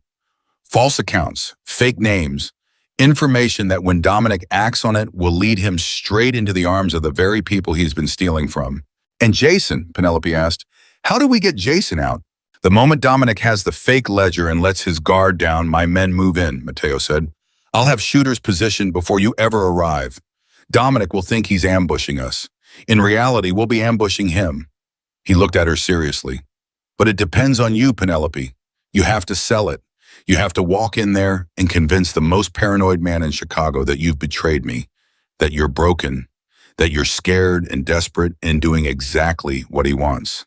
If he suspects for 1 second that it's a trap, he'll kill your brother and you both before my men can move. I can do it, Penelope said. It's the most dangerous thing you've ever done. I've been pretending my whole life, Penelope said quietly. Pretending I'm okay.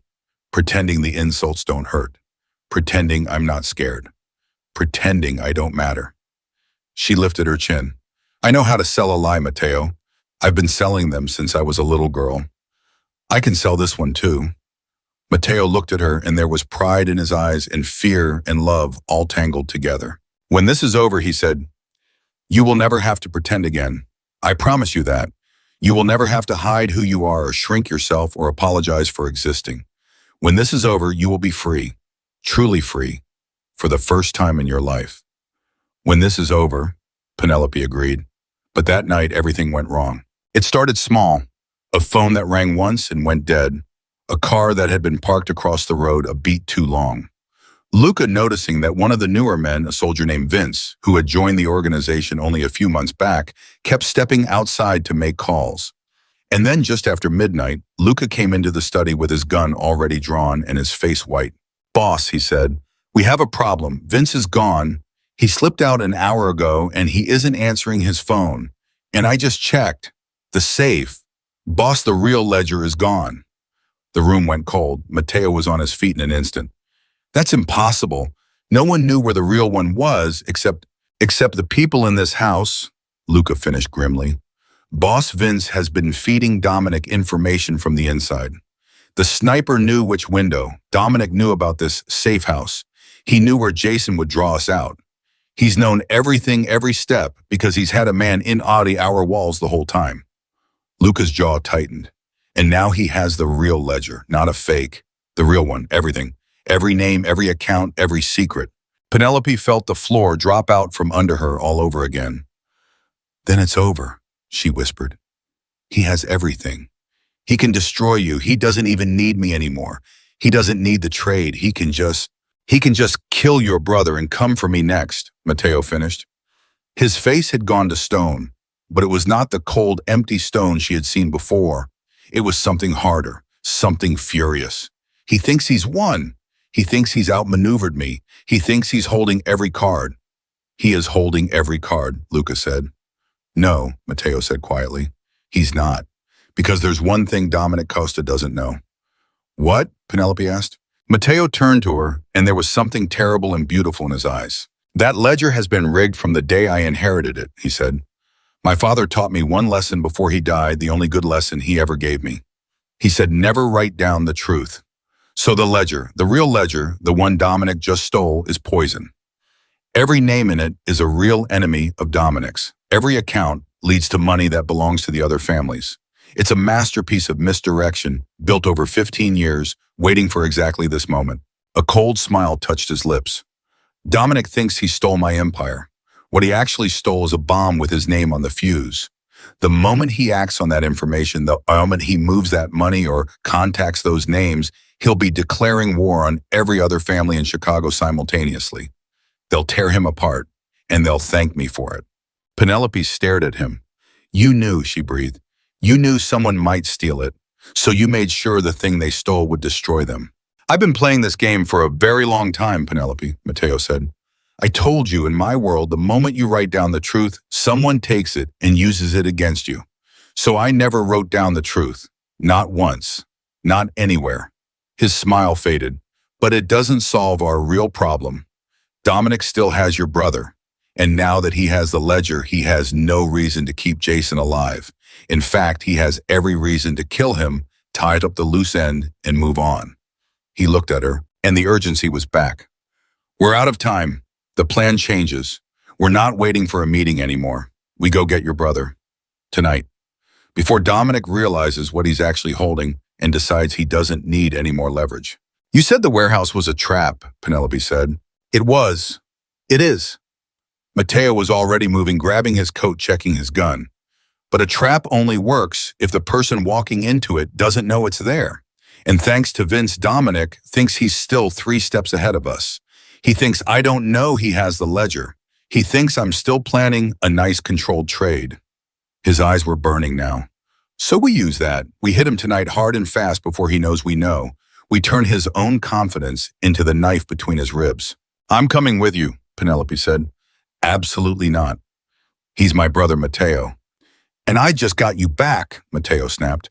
"I'm not walking you into a warehouse full of men trying to kill us. I lost you once tonight when I thought that sniper had you. I am not doing it again." "You didn't lose me," Penelope said. She crossed the room and grabbed his arm, forcing him to look at her. "And you're not going to, but you're not doing this without me either. I have spent my entire life letting other people decide what happens to the people I love. My brother borrowed that money and I let it become my problem. Frank threatened me and I let it happen. Everyone in my whole life has decided things for me and I have just taken it." Her voice was fierce now. "I am done taking it. That's my brother in that warehouse. And I am going to be there when we get him out. So you can either take me with you or I'll find my own way there. but I am going."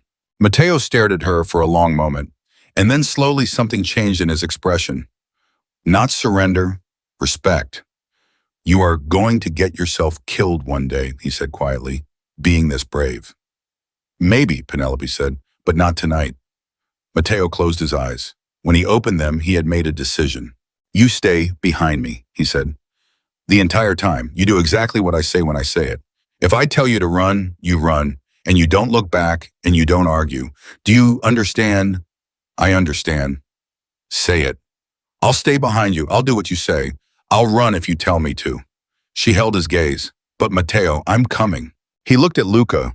Luca shrugged a grim little gesture that said, "Your funeral, boss." And Matteo turned back to Penelope, and for a moment, just a moment, the ghost of Cook County looked almost afraid. "If anything happens to you," he said very quietly, "I will burn this entire city to ash. Every building, every man, everything. I want you to understand that. You are not just my wife anymore, fake or real. You are the only thing I have left that means anything. And I do not lose the things that mean something to me. Not anymore. Not ever again." "Then let's go get my brother," Penelope said, "and come home." And that was the moment the plan truly changed. Not from a careful trade to a desperate rescue. From a woman who did what she was told to a woman who decided her own fate. From a boss who fought alone to two people who fought together. They loaded into the cars just before 2 in the morning.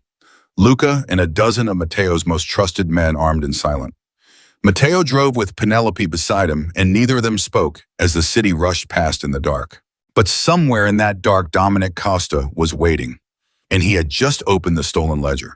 And he was starting slowly to realize that the names inside it made no sense, that the accounts led nowhere he expected, that the great prize he had stolen from Matteo Romano was not a treasure at all. It was a trap, and he was standing right in the middle of it. And in his fury, in his sudden terrible understanding that he had been played, Dominic Costa picked up his phone and he called the men guarding Jason Hayes, and he gave a single cold command. "Kill the brother," he said. "Kill him now. If Romano wants a war, then let's give him one, starting with the girl's blood." The men moved toward Jason's cell, and 90 seconds away, headlights off, engines quiet, Matteo Romano's cars pulled up outside the warehouse where Penelope's brother had less than a minute left to live. The cars stopped, and Matteo was out before the engine died. "Something's wrong," he said. His voice was low and fast. "Look, the guards outside are gone." Dominic pulled him in. "He only does that for one reason." He drew his gun. "He's cleaning up." "Luca, we move now, right now." "What does cleaning up mean?" Penelope asked, but her stomach already knew. "Matteo, what does it mean?" "It means he's decided he doesn't need your brother alive anymore, but they will," Matteo said. He grabbed her arm. "Stay behind me. Whatever happens, stay behind me. We're going in." Inside the warehouse, 2 men were walking toward a small locked room at the back, and one of them was loading his gun. Jason Hayes heard the footsteps. He had been listening to footsteps for weeks, learning what each set meant. Food, water, another beating. But these footsteps were different, slower, final. And when the lock turned and the door opened, and he saw the gun in the man's hand, Jason Hayes understood that he was about to die. "Nothing personal, kid," the man said. "Boss's orders." "Wait," Jason said, backing against the wall. "Wait, please, my sister. She's coming. She's bringing the ledger. You don't have to." "Your sister's a dead woman too," the man said, raising the gun. "So are you. Say hi to your parents for—" The warehouse doors blew open. Matteo's men came through them like a storm. The first gunshot split the air, and the man standing over Jason spun toward the sound, and that half-second of distraction was the only thing that saved Jason's life. The bullet meant for his head buried itself in the wall as the man was cut down where he stood. Chaos erupted. Dominic's men, caught completely off guard, scrambled for cover. They had been expecting a nice controlled meeting, a trade, a chance to gloat. Instead, they got Matteo Romano's fury unleashed in the dark, and they were not ready for it. "Jason!" Penelope screamed. She had stayed behind Matteo exactly as promised, right up until the second she heard her brother's name, and then nothing on earth could have held her back. "Jason, where are you?" "Penny!" Jason's voice, ragged and disbelieving, came from the back room. "Penny, is that you?" "He's alive," Penelope gasped. "Matteo, he's alive. I heard him. Stay behind me, Matteo ordered, but he was already moving toward the sound gun up, covering her with his body the way he had in the penthouse. Bullets tore through the air around them. One of Matteo's men went down with a cry. Matteo returned fire without breaking stride, cold and precise, dropping two of Dominic's men in the space of a breath. They reached the back room. Matteo kicked the door the rest of the way open, gun sweeping the small space, and there was Jason huddled against the wall, thinner than Penelope had ever seen him, bruised and filthy and alive. "Penny," Jason sobbed. "Penny, oh my God, Penny." Penelope threw herself at him. For weeks she had imagined this moment, dreamed of. It'd been terrified she would never have it. She held her brother and she felt him shaking, and she felt him real and solid and breathing in her arms, and something in her chest that had been broken for 4 months finally started to heal. "I'm here," she wept. "I'm here, Jason. I've got you. I'm here." "I'm so sorry," Jason cried. "Penny, the money, the debt, I never meant for you to. I never meant any of this. I was going to fix it. I swear I was going to fix it." "I know," Penelope said. "I know. It doesn't matter now. It doesn't matter." "We need to move," Matteo said sharply, standing guard at the door. "This isn't over. We got in because Dominic didn't expect us. But he knows now, and he's not going to let us just walk out." He grabbed Jason's arm, hauling him to his feet. "Can you walk?" "Who are you?" Jason asked, staring at the dangerous stranger who had just saved his life. "He's with me," Penelope said. "Jason, he's with me. Trust him. We have to go." They moved back through the warehouse, Matteo in front, Penelope and Jason behind Luca, and the surviving men covering their retreat. The gunfire had died down. Dominic's men were falling back, regrouping, and the sudden quiet was almost worse than the noise. And then a voice rang out across the warehouse, echoing off the metal walls. "Matteo Romano." Everyone froze. Dominic Costa stepped out from behind a row of steel drums at the far end of the warehouse. He was not alone. He had a gun in his hand, and beside him 4 of his men, and in his other hand held up for everyone to see the leather-bound ledger. "You came for the brother," Dominic called out. How touching. How predictable. The great ghost of Cook County brought low by a fat little waitress and her worthless junkie brother. He laughed. "But it doesn't matter now, Matteo, because I have this." He shook the ledger. "I have everything, every name, every account, every secret you've spent 15 years building. Your entire empire right here in my hand. So you can take the brother, take the girl, take them all. Because by tomorrow, I'll have taken everything you own and you'll be nothing. You'll be less than nothing. You'll be exactly what you deserve to be." Matteo did not move. He did not raise his gun. He simply stood there, and slowly, terribly, he began to smile. "You read it, didn't you?" Matteo said. "The ledger. You opened it. You looked inside." Dominic's confidence flickered just for a second. "What? You opened it," Matteo said, taking a slow step forward. "And you saw the names. And they didn't make sense, did they? The accounts led to money that isn't yours to touch. The names belong to people you'd be insane to cross. And you've been standing here for the last hour, trying to figure out what the greatest prize in Chicago suddenly feels like a live grenade in your hand." He took another step. "Because that's exactly what it is, Dominic. That ledger isn't my empire. It's a trap. It's been a trap for 15 years. Every word in it was written to destroy whoever was foolish enough to steal it. And you, Dominic, you walked right into it.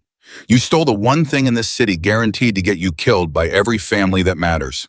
The color drained from Dominic's face. "You're lying." "Am I?" Matteo's voice was silk over steel.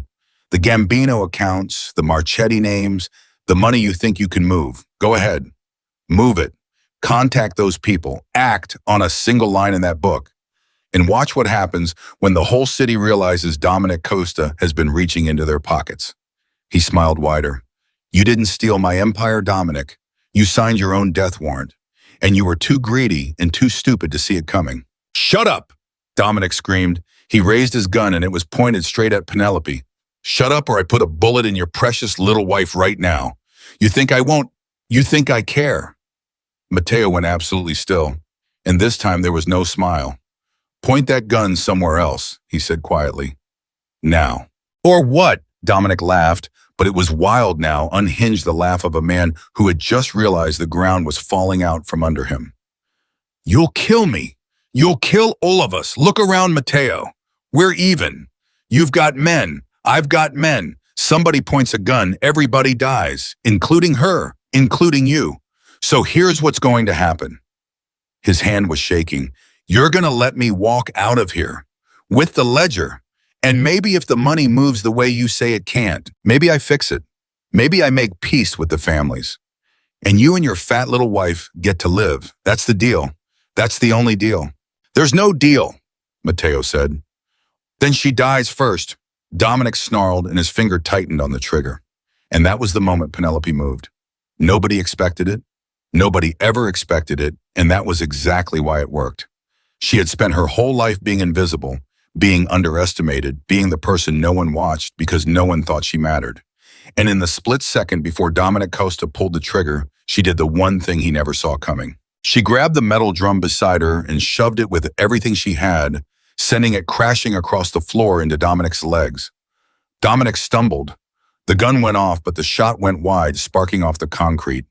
And in that half second of chaos, Matteo moved and Luca moved, and the whole warehouse erupted one final time. Get down, Matteo roared, and he threw himself in front of Penelope and Jason, firing as he went. Two of Dominic's men fell. Luca took a third, and Dominic himself scrambled backward, firing wildly, retreating toward a side door. Cover the girl, Matteo shouted to Luca. Get them out. I'll finish this. Matteo, no, Penelope screamed. Don't go after him. Let him run. Please, we have Jason. We have everything. Just come with us, please. But Matteo was already moving because he understood something Penelope did not. Dominic Costa would never stop. Not now. Not after this. A man that humiliated, that cornered, that furious, would spend the rest of his life coming for them. For Matteo, for Penelope, for Jason. There would be more snipers, more warehouses, more nights when the glass shattered without warning. As long as Dominic Costa drew breath, the woman Matteo loved would never be safe. And so Matteo made a choice. He chose to end it. Tonight. Forever. Get her home, Matteo told Luca. Whatever happens, get her home safe. And then he was gone, plunging through the side door into the dark after Dominic. Matteo. Penelope screamed, lunging after him, but Luca caught her, wrapped her in his arms, held her back. You can't follow him, Miss Hayes, Luca said. I made him a promise. I get you out. That's the promise. Let me go. Penelope fought him wild with terror. He's going to get himself killed. Let me go. I have to help him. I have to. You can't help him, Luca said, and his voice was gentle, even as his grip was iron. The best thing you can do for him right now is stay alive. That's all he wants. That's the only thing he's ever wanted. For you to be safe. He started pulling her toward the exit, Jason stumbling along beside them. Come on, both of you. We're getting out of here. Penelope let herself be pulled, but her eyes never left the door Matteo had disappeared through, and her heart, which had only just learned how to hope, began to break all over again. In the dark behind the warehouse, Dominic Costa was running. He was not a coward exactly, but he was a man who had built his life on being the predator, and he had just discovered too late that he had been the prey all along. The ledger under his arm was worthless. Worse than worthless. It was a death sentence, and every family in Chicago would want him dead the moment they learned what he tried to do. His men were dying behind him. His plan was in ruins. And somewhere in the dark, the ghost of Cook County was hunting him. Romano, Dominic shouted into the darkness, his voice cracking. Romano, we can still make a deal. I'll give you the ledger back. I'll disappear. You'll never see me again. I swear it. I swear on my life. Silence. Romano, please. Dominic was begging now, the arrogance gone, stripped away, leaving only a frightened man in the dark. It was just business. You understand that, don't you? It was always just business. The girl, I never would have really hurt her. It was leverage, that's all, just leverage. You put a sniper on her window. Matteo's voice came from the darkness, from everywhere and nowhere at once. You kidnapped her brother. You pointed a gun at her face and you called her worthless. A pause. And you think that was just business. Romano, it stopped being business, Matteo said, the moment you made her craze. Dominic spun, firing his gun wildly into the shadows. The muzzle flashes lit the dark in strobing bursts, showing nothing. Hitting nothing. And when the gun clicked empty, when there were no more bullets, Dominic Costa stood alone in the dark, breathing hard, the ledger clutched to his chest like it could protect him. Matteo stepped out of the shadows 10 feet away. You know the funny thing, Matteo said. His gun was at his side. He did not even raise it. For 15 years, I told myself that caring about someone was a weakness, that the moment you love something, it becomes the knife they use to kill you. I built my whole life around that idea. I made myself into a ghost so that no one could ever find anything real to take from me. He took a step closer, and then she walked into my life, and you found her, and you tried to use her against me, exactly the way I always feared someone would. Please, Dominic whispered. But here's what you never understood, Dominic, Matteo continued. What I never understood until tonight. Loving her didn't make me weak. It made me stronger than I have ever been in my life. Because a man protecting himself will only go so far. But a man protecting the woman he loves, his eyes were cold fire. That man will follow you into hell itself, and he will never ever stop. I'm sorry, Dominic sobbed. I'm sorry. Please, I have money, I have... You pointed a gun at her, Matteo said, and there is no amount of sorry and no amount of money that will ever be enough for that. The gunshot echoed across the empty lot, and then there was silence. Dominic Costa, who had spent his life believing he was the most dangerous man in any room, died in the dark behind a meatpacking warehouse brought down not by an army, not by a rival empire, but by a cold man's love for a woman the whole world had thrown away. Matteo stood over him for a long moment. Then he bent down and he picked up the ledger from where it had fallen and he tucked it under his arm. And he turned and he walked back toward the warehouse, toward the woman he loved, and he did not look back. Penelope was still fighting Luca's grip when Matteo came through the door. She saw him and she went limp with relief. And then she tore free of Luca and ran to him and threw herself into his arms so hard she nearly knocked him over. You're alive, she wept. You're alive. You came back. I thought. I told you, Matteo said, holding her tight, pressing his face into her hair. I don't lose the things that mean something to me. Not anymore, not ever again. Dominic, she asked, pulling back to look at his face. It's over, Matteo said quietly. He's never going to touch you again. He's never going to touch anyone again. It's finished, Penelope. All of it. You're safe. Your brother's safe. It's done. Penelope looked at him, at this man who had killed for her, who had thrown himself in front of bullets, for her who had walked into hell and come back, and she understood fully for the first time what it meant to be loved by someone like Matteo Romano. It meant she would never be invisible again. Jason limped over, staring at the two of them, at his sister, wrapped in the arms of the most dangerous man in Chicago. Penny, he said slowly, what is happening? Who is this? What have you gotten yourself into? Penelope laughed, wet and exhausted and overwhelmed. It's a long story, Jason, she said. It's a really long story, but it has a happy ending, I promise. They got out of the warehouse before the police came, before Dominic's remaining men could regroup, before anything else could go wrong. They drove into the night, all of them away from the blood and the guns and the warehouse where everything had almost ended. And in the car with Jason asleep in the back seat, exhausted and safe, Penelope leaned her head against Matteo's shoulder and finally let herself breathe. What happens now? She asked quietly. Now, Matteo drove in silence for a moment. Now Dominic's syndicate falls apart. His men scatter. The families learn what he tried to do, and any of them who were thinking about crossing me think twice. He glanced at her. And you and your brother are safe. Truly safe. The debt is gone. The threat is gone. Dominic is gone. He paused. And the year is almost up, Penelope. Penelope felt something cold move through her. The contract. She had almost forgotten. 1 year, he had said. 1 year and then $2 million and freedom, and she would never have to see him again. The contract, she said quietly. The contract, Matteo agreed. They drove in silence, and Penelope stared out the window and thought about the terrible irony of it all. She had survived a sniper. She had survived a kidnapping. She had survived a warehouse full of men trying to kill her.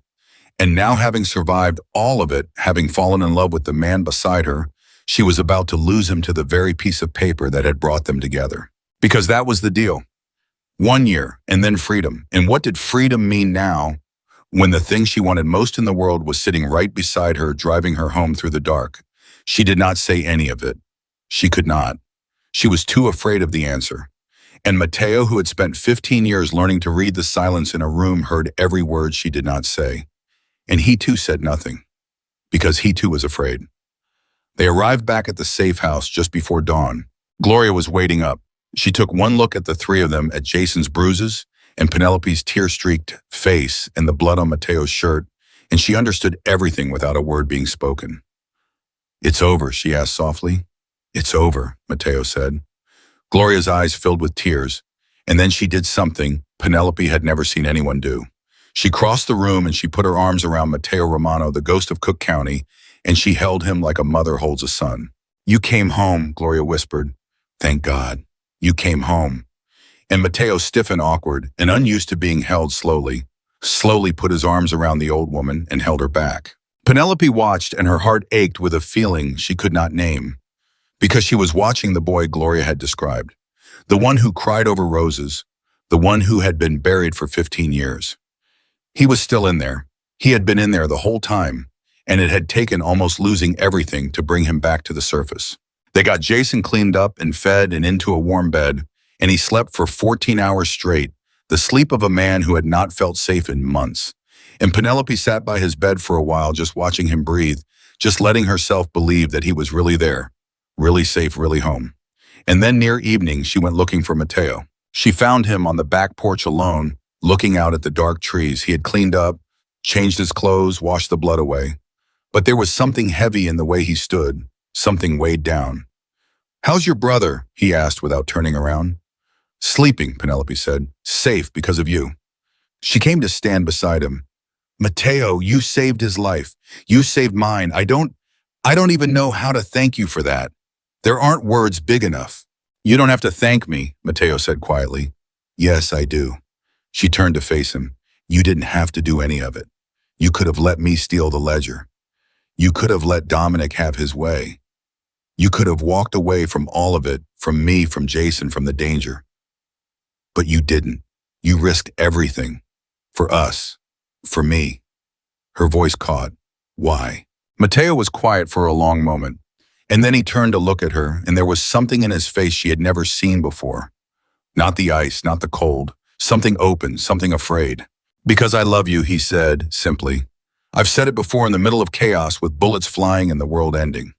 But I'm saying it now in the quiet, when there's no danger and no reason to say it except that it's true." He took her hands in his. "I love you, Penelope Hayes. Not the contract, not the plan, not the fake wife I hired to fool the council. You, the woman who stood up to 3 cruel stylists, the woman who refused to betray me even to save her own brother, the woman who shoved a steel drum at Dominic Costa because she was too brave and too stubborn to just stand there and die." His voice broke. "I love all of it, all of you. And I have never said those words to another human being in my entire life, and I mean them more than I have ever meant anything." Penelope's eyes filled with tears. "The contract," she whispered. "The year, you said." "Forget the contract," Matteo said. "The contract is a piece of paper. It never had anything to do with what's real." He held her hands tighter. "But I have to know, Penelope. I have to hear you say it. Because for weeks I've been telling myself that this is one-sided. That you're grateful, that you're relieved, that you feel something because I saved you, but that it isn't. It isn't real. Not the way it's real for me." He swallowed hard. "So tell me.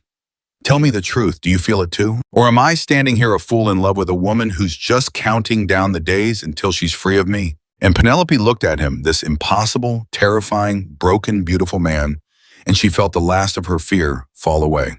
"Matteo," she said, "I have been in love with you since the night you burned down 3 careers because someone made me cry. I was just too scared to say it, because you told me 100 times you couldn't love me back. And I couldn't bear to love someone who would never love me." A tear slipped down her cheek. "But you do love me, and I love you. And I don't want the $2 million, and I don't want my freedom, and I don't want to count down any more days. I want you. That's all, just you." And Matteo Romano, who had not cried since he was 17 years old, who had held his mother while she died and then locked his heart away for 15 years, felt his eyes fill with tears. He pulled her into his arms, and he held her like she was the only real thing in the whole world. And out there in the gathering dark, 2 people who had both spent their entire lives believing they were unlovable, finally understood that they were wrong. I'm not going to let you go, Matteo whispered into her hair. Not in a year. Not ever. Do you understand the contract is finished? But we're just beginning. We're just beginning, Penelope agreed. And for one perfect moment, wrapped in each other's arms on a porch in the middle of nowhere, they were not a mafia boss and a diner waitress. They were not a contract. They were not the ghost of Cook County and the invisible girl. They were just two people who had found each other in the darkest place imaginable and refused to let go. But Matteo Romano still had a ledger under his arm full of secrets. He still had a council of dangerous men watching his every move. He still had an empire built on blood and a past that had not finished with him yet. And peace in his world had never once lasted long. Somewhere in the city, a phone was ringing, and the voice on the other end was about to tell Matteo Romano that killing Dominic Costa had started something far bigger than either of them had imagined. The phone was still ringing when Matteo pulled away from her. "I have to take this," he said. "Nobody calls this number unless it's important." He answered, "Romano." And Penelope watched his face change as he listened, watched the softness she had just seen drain away, watched the ice come back, but different, this time harder, more alert. "When?" he said. "How many?" A long pause. "I understand. Call the others. Tell them I'll be there." He hung up. "What is it?" Penelope asked. "Matteo, what's wrong?" "The council," Matteo said. "That was Salvatore Gambino, the old man from the gala." He slipped the phone back into his pocket. "Word has already spread that I killed Dominic Costa, and the council has called an emergency meeting. Tonight." "Is that bad?" Penelope asked. "You were defending yourself. He kidnapped my brother. He put a sniper on our window. Surely they understand." "It's not about whether it was justified," Matteo said. "In our world, killing another boss is never just a killing. It's a declaration. It shifts the balance of power. Dominic controlled the entire South Side. Now that he's dead, that territory is up for grabs, and every family in this city is going to be circling it like sharks." He ran a hand through his hair. "The council wants to know what I intend to do, whether I'm going to seize Dominic's territory, whether this is the beginning of a war for the whole city, or whether I'll let the others carve it up." He looked at her. "And they want to see me in person, to take my measure, to decide whether I'm a man they can still control or a man who's become too dangerous to let live." The cold word hung in the air. Too dangerous to let love. "They'd kill you," Penelope whispered. "Your own council." "In a heartbeat," Matteo said. "If they decided I was a threat to all of them, they'd put every family against me at once, and not even I could survive that." He was already moving, gathering his coat. "Which is why I have to go tonight alone and convince them that I'm not starting a war, that killing Dominic was personal, contained, finished, that they have nothing to fear from me." "Then I'm coming with you," Penelope said immediately. "No." "Matteo." "No, Penelope. Absolutely not." He turned to face her and his voice was hard. "You do not understand what these men are. Dominic was a snake, but he was a small snake. The council is something else entirely. These are the oldest, coldest, most powerful men in this city. They have survived every war, every betrayal, every attempt to bring them down for decades. And they show no mercy. None. If I bring you into that room, I am handing them a weakness. I am showing them exactly what I care about. And they will use it, the way Dominic used it, except they'll do it better because they've had 50 more years to learn how." He took her face in his hands. "I just got you back. I am not walking you into a room full of men who would kill you just to control me. Please, for once, do as I ask. Stay here. Stay safe. Let me handle this." Penelope wanted to argue. Everything in her wanted to argue. But she looked at his face, at the fear underneath the command, and she understood that this was not Matteo trying to control her. This was Matteo trying to protect her the only way he knew how. "Come back to me," she said instead. "Whatever happens in that room, you come back to me. Promise me." "I promise," Matteo said. "Say it like you mean it, because you've almost died twice this week and my heart can't take a third." Matteo pulled her close and he pressed his lips to her forehead and he whispered, "I will come back to you, Penelope Hayes. I have spent 15 years surviving things that were supposed to kill me. And now, for the first time, I actually have a reason to. I'm not going to lose that. I'm not going to lose you. I will come back." And then he was gone out into the night toward a room full of men who might decide to end him. The meeting was held in the back of an old restaurant that had belonged to the families for 60 years. There were 7 of them at the table. 7 old men, each one the head of a family, each one with more blood on his hands than Matteo could count. And at the head of the table sat Salvatore Gambino, the oldest of them, all the man who had known Matteo since he was a boy. "Matteo," Salvatore said, "sit, we have much to discuss." Matteo sat. He did not show fear. He had learned long ago never to show fear in a room like this. But he felt it cold and coiled in his stomach because he knew that his life and Penelope's life hung on the next few minutes. "Dominic Costa is dead," said one of the other bosses, a hard-faced man named Marchetti. "By your hand, in your territory, or was it his territory? That's the question, isn't it, Romano? Whose territory is it now?" "Dominic Costa kidnapped an innocent woman's brother," Matteo said evenly. "He put a sniper on my home. He tried to steal from me and use my own household against me. What I did because he left me no choice. It was personal. It is finished. I have no interest in his territory." "No interest?" Marchetti repeated skeptically. "The most valuable stretch of the South Side is suddenly without a master, and you expect us to believe you have no interest." "I expect you to believe the truth," Matteo said, "which is that I killed a man who threatened the woman I love, and now I want nothing more than to be left in peace." The words landed on the table like a stone dropped in still water, and Matteo saw the exact moment he had made his mistake. He saw the old men lean forward. He saw the sudden sharp interest in their eyes, because he had just told a room full of predators the one thing he should never have told them. He had told them he was in love. "The woman you love," Salvatore said slowly. "So the rumors are true. The wife is not just for show." The old man's eyes glittered. "Matteo, my boy, do you understand what you've just done? For 15 years, you have been the one man in this city with no weaknesses. No wife, no children, no vices, nothing anyone could ever use against you. You were untouchable. That is what made you valuable. That is what kept you alive."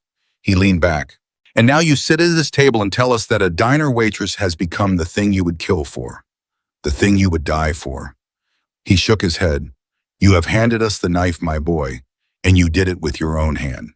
Matteo's blood ran cold. "Salvatore, here is what will happen," Marchetti cut in. "You want Dominic's territory left alone?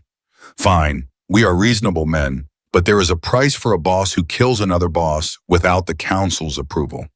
There is always a price." He smiled, and it was a terrible smile. "The girl, you bring her to us. She becomes a guest of the council, a guarantee of your good behavior. As long as she is with us safe and comfortable, we know you will never move against us. And you get her back in a year, when we're certain you've learned your place." He spread his hands. "It's generous, really. In the old days, we would have simply killed her. Consider this mercy." Matteo stood up so fast his chair fell backward. "No," he said. The room went silent. 7 of the most dangerous men in Chicago stared at the boss who had just refused them. "Sit down, Matteo," Salvatore said quietly. "No," Matteo said again. And this time his voice was not the cold, controlled voice of the ghost of Cook County. It was something else, something that had been frozen for 15 years and was now finally fully awake. "You want to know what I've become? You want to take my measure? Then let me tell you exactly who I am now, and you can decide what to do with it." He put his hands flat on the table and leaned in. "For 15 years I was your ghost, your weapon, the man with nothing to lose, which meant the man who would do anything because there was nothing anyone could take from me. You're right, that made me valuable. That made me useful. That made me exactly the kind of man you could point at a problem and trust to feel nothing while you solved it." He straightened. "That man is gone," Matteo said. "You killed him tonight the moment you threatened her. Because the ghost of Cook County felt nothing, and I feel everything now. And a man who feels nothing will only fight so hard. But a man protecting the woman he loves." His eyes swept the table. "That man will burn down this entire city and everyone in it, including all 7 of you. So go ahead, try to take her, try to make her a guest of the council. And I promise you on my mother's grave, I will spend every dollar, every bullet, every breath I have left turning your families to ash. You will not survive it. None of you will, because I no longer have nothing to lose. I have everything to lose. And that makes me the most dangerous man who has ever sat at this table.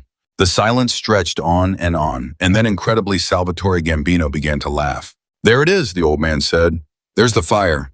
You know, Matteo, I knew your father. And your father was a strong man, but he was strong the way stone is strong, cold, unfeeling. And in the end, that coldness got your mother killed because a man who feels nothing doesn't fight hard enough to protect what matters. He smiled, and this time it was almost warm. But you just showed me something your father never had. You showed me a man who would die for something. And in my long experience, that is the only kind of man worth trusting. He looked around the table. Sit down, all of you. Put your threats away. The boy passed the test. Test, Marchetti growled.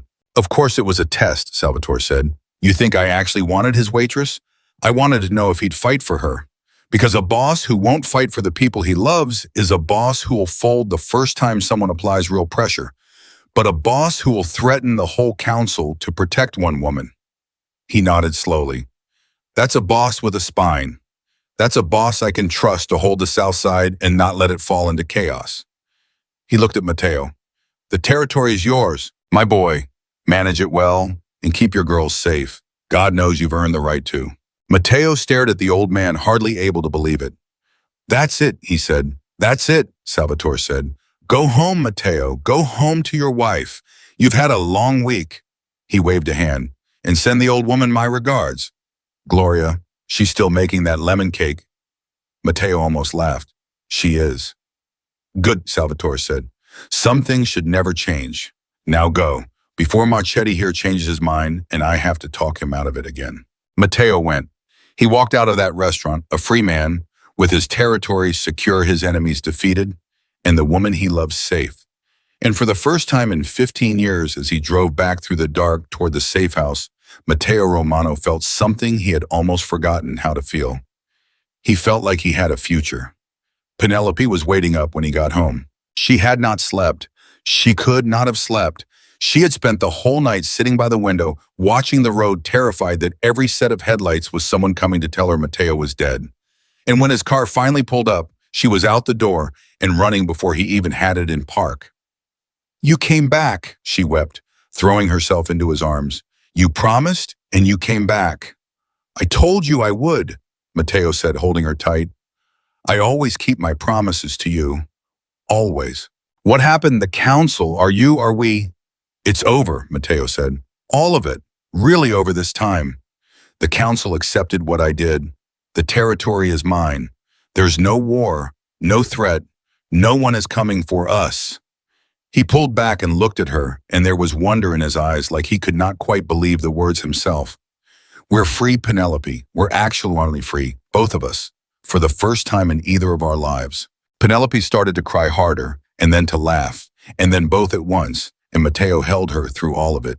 This woman who had walked into his life in a diner uniform and turned everything he thought he knew upside down.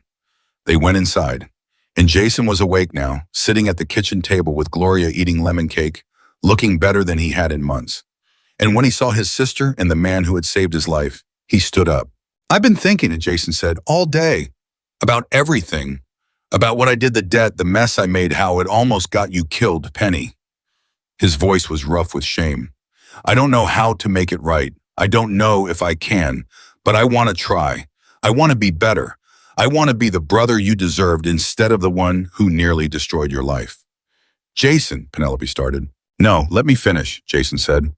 I owe you an apology and I owe him one too. He turned to Matteo. You didn't have to save me. You didn't even know me. I was just a stranger who owed the wrong people money. And you came into a warehouse full of men with guns and you got me out. I don't understand why. But thank you. From the bottom of my heart, thank you.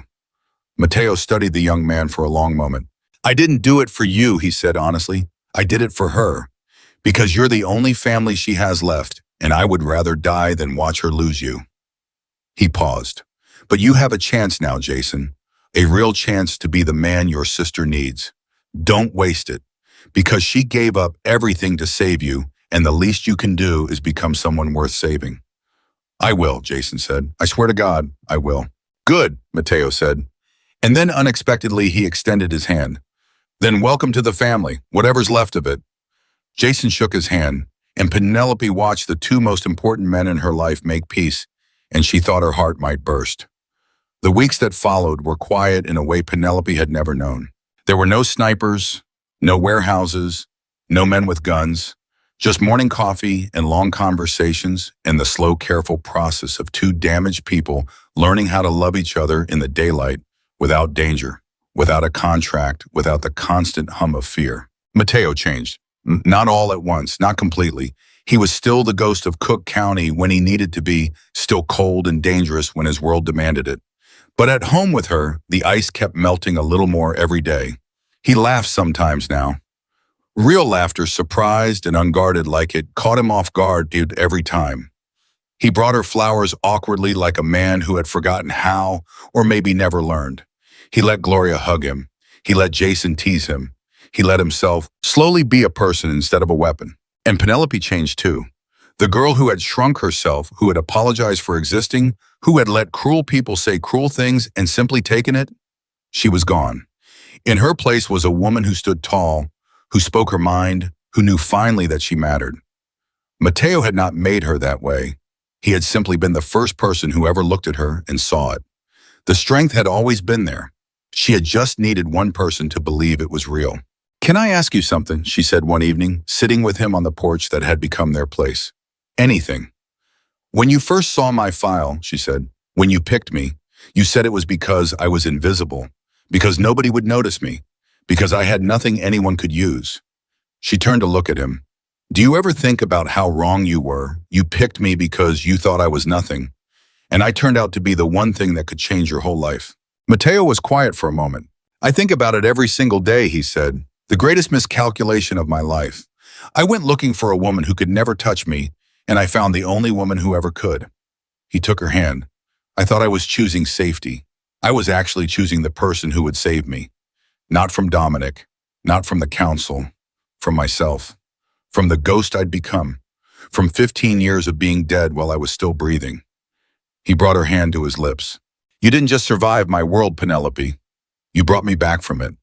And I will spend the rest of my life grateful that I was arrogant enough to think a diner waitress could never matter to me." Penelope smiled, tears in her eyes. "That's the most romantic insult anyone's ever given me." "I'm still learning," Matteo said. "Give me time. I'll get better at this." "You're doing fine," she whispered. And then one evening, about 2 months after the warehouse, Matteo came home with something in his hand. It was the contract, the original contract, the one that had started all of it, that had bought her, that had turned a desperate waitress into a fake wife. He held it up so she could see it. "You know what this is," he said.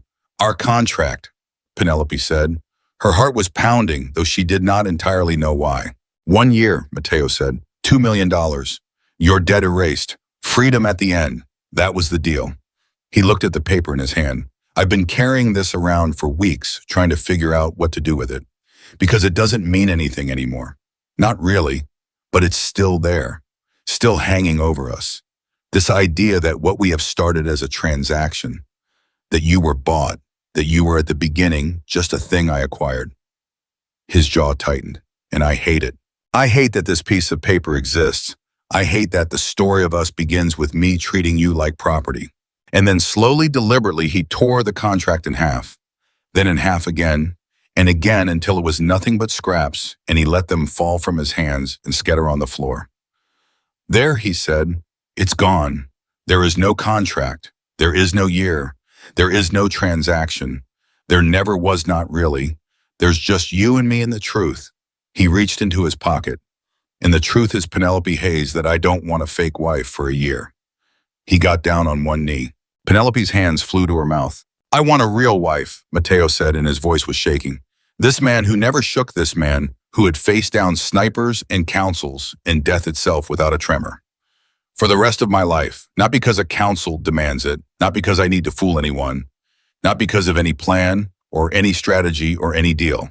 He opened the small box in his hand, and inside was a ring, a real ring chosen with care. "But because I love you. Because you are the bravest, kindest, strongest, most extraordinary person I have ever known. Because you walked into my frozen life and you thawed every part of me I thought was dead forever. Because I cannot imagine a single day of my future that doesn't have you in it." He looked up at her, and there were tears in the eyes of the ghost of Cook County. Marry me, Penelope. For real this time. Not for money, not for safety, for love. Because I am hopelessly, completely, permanently in love with you, and I want the whole world to know it. Joanne, more sobbable. Penelope could not speak. She could barely breathe. She looked down at this man kneeling in front of her, this impossible man, this man the whole world feared, and only she had ever truly known. And she thought about the girl she had been just a few months ago. The invisible girl, the girl drowning in debt and fear. The girl who believed all the way down to her bones that she would never matter to anyone. And now here she was, loved, chosen, not despite who she was, but because of exactly who she was. Yes, she whispered. Yes, 1,000 times yes. Of course I'll marry you. Matteo slid the ring onto her finger, and then he stood and he pulled her into his arms, and he kissed her like a man who had finally, after a lifetime of cold, come home to something warm. And in the doorway, Gloria was crying, and Jason was grinning like a fool. And for the first time in either of their lives, Matteo Romano and Penelope Hayes understood that the family they had cobbled together out of blood and desperation and impossible odds was against everything real. They were married in the spring. It was small, just the people who mattered. Gloria cried through the whole thing. Jason gave his sister away, healthy now, and steady, and finally becoming the man he had promised to be. Luca stood as Matteo's best man, and even Salvatore Gambino came the old boss dabbing his eyes and muttering about how he never thought he'd see the day. Penelope wore a dress that Delphine designed for her, a dress that celebrated every curve that made her glow, that made her look exactly like what she was, a woman worth loving. And when she walked toward Matteo, she did not shrink, and she did not apologize, and she did not make herself small. She walked tall, she walked proud. She walked like a woman who knew finally and forever that she mattered. And Matteo watched her come toward him. This woman he had once thought was nothing. This woman who had turned out to be everything, and he understood that the greatest thing he had ever done in his life was not building an empire or defeating his enemies or ruling a city through fear. The greatest thing he had ever done was tearing up a contract and asking a diner waitress to love him. I have something to tell you, Matteo whispered as they stood together after the vows. Something I've never told anyone. What? Penelope asked. That night when I read your file, when I chose you. He smiled. Luca asked me why, and I gave him all these cold reasons. She's invisible. She's safe. Nobody will ever suspect her. All of it was true. He touched her cheek. But there was one more reason, one I never said out loud, not even to myself. When I looked at your photo at this tired girl, carrying a mountain of debt that wasn't even hers, working 3 jobs, refusing to give up, refusing to run the way her brother did. His voice went soft. I thought there's a woman who knows how to love someone more than she loves herself. In some frozen part of me, some part I thought was dead, looked at that and thought, I wonder what that feels like, to be loved like that. He kissed her forehead. I found out, and it saved my life. Penelope's eyes filled with tears. You chose me because you saw that I could love. I chose you, Matteo said, because somewhere underneath all the ice, the boy who cried over roses was still in there, still hoping that someone someday might love him back. And that boy recognized you before the rest of me ever did. He pulled her close. You were never invisible, Penelope. Not to me. From the very first moment, you were the only thing in the whole world I could see. And Penelope Hayes, who had spent her entire life being overlooked, dismissed and thrown away, looked up at the man who had once thought she was nobody and had learned she was everything, and she knew with absolute certainty that she was home. The girl the whole world refused to see had been seen at last. The man who had frozen his heart to survive had learned to feel again. And out of a cold contract written in ice and gold, out of debt and danger and blood, they had built the one thing neither of them had ever dared to believe they deserved. They had built a love that was real, and nothing, not the past, not the darkness, not the whole cruel world that had tried to break them both, would ever take it away. Matteo Romano, the ghost of Cook County, had ruled an empire of fear for 15 years. But in the end, he traded all of it, every cold and lonely inch of it, for a diner waitress with a soft heart and an iron spine. And he never once regretted the trade. Because some things are worth more than power. Some things are worth more than fear. And a love like theirs, forged in the darkest place imaginable and carried out into the light, was worth more than any empire ever built. They were seen, they were chosen, they were loved, and they lived at last in the light.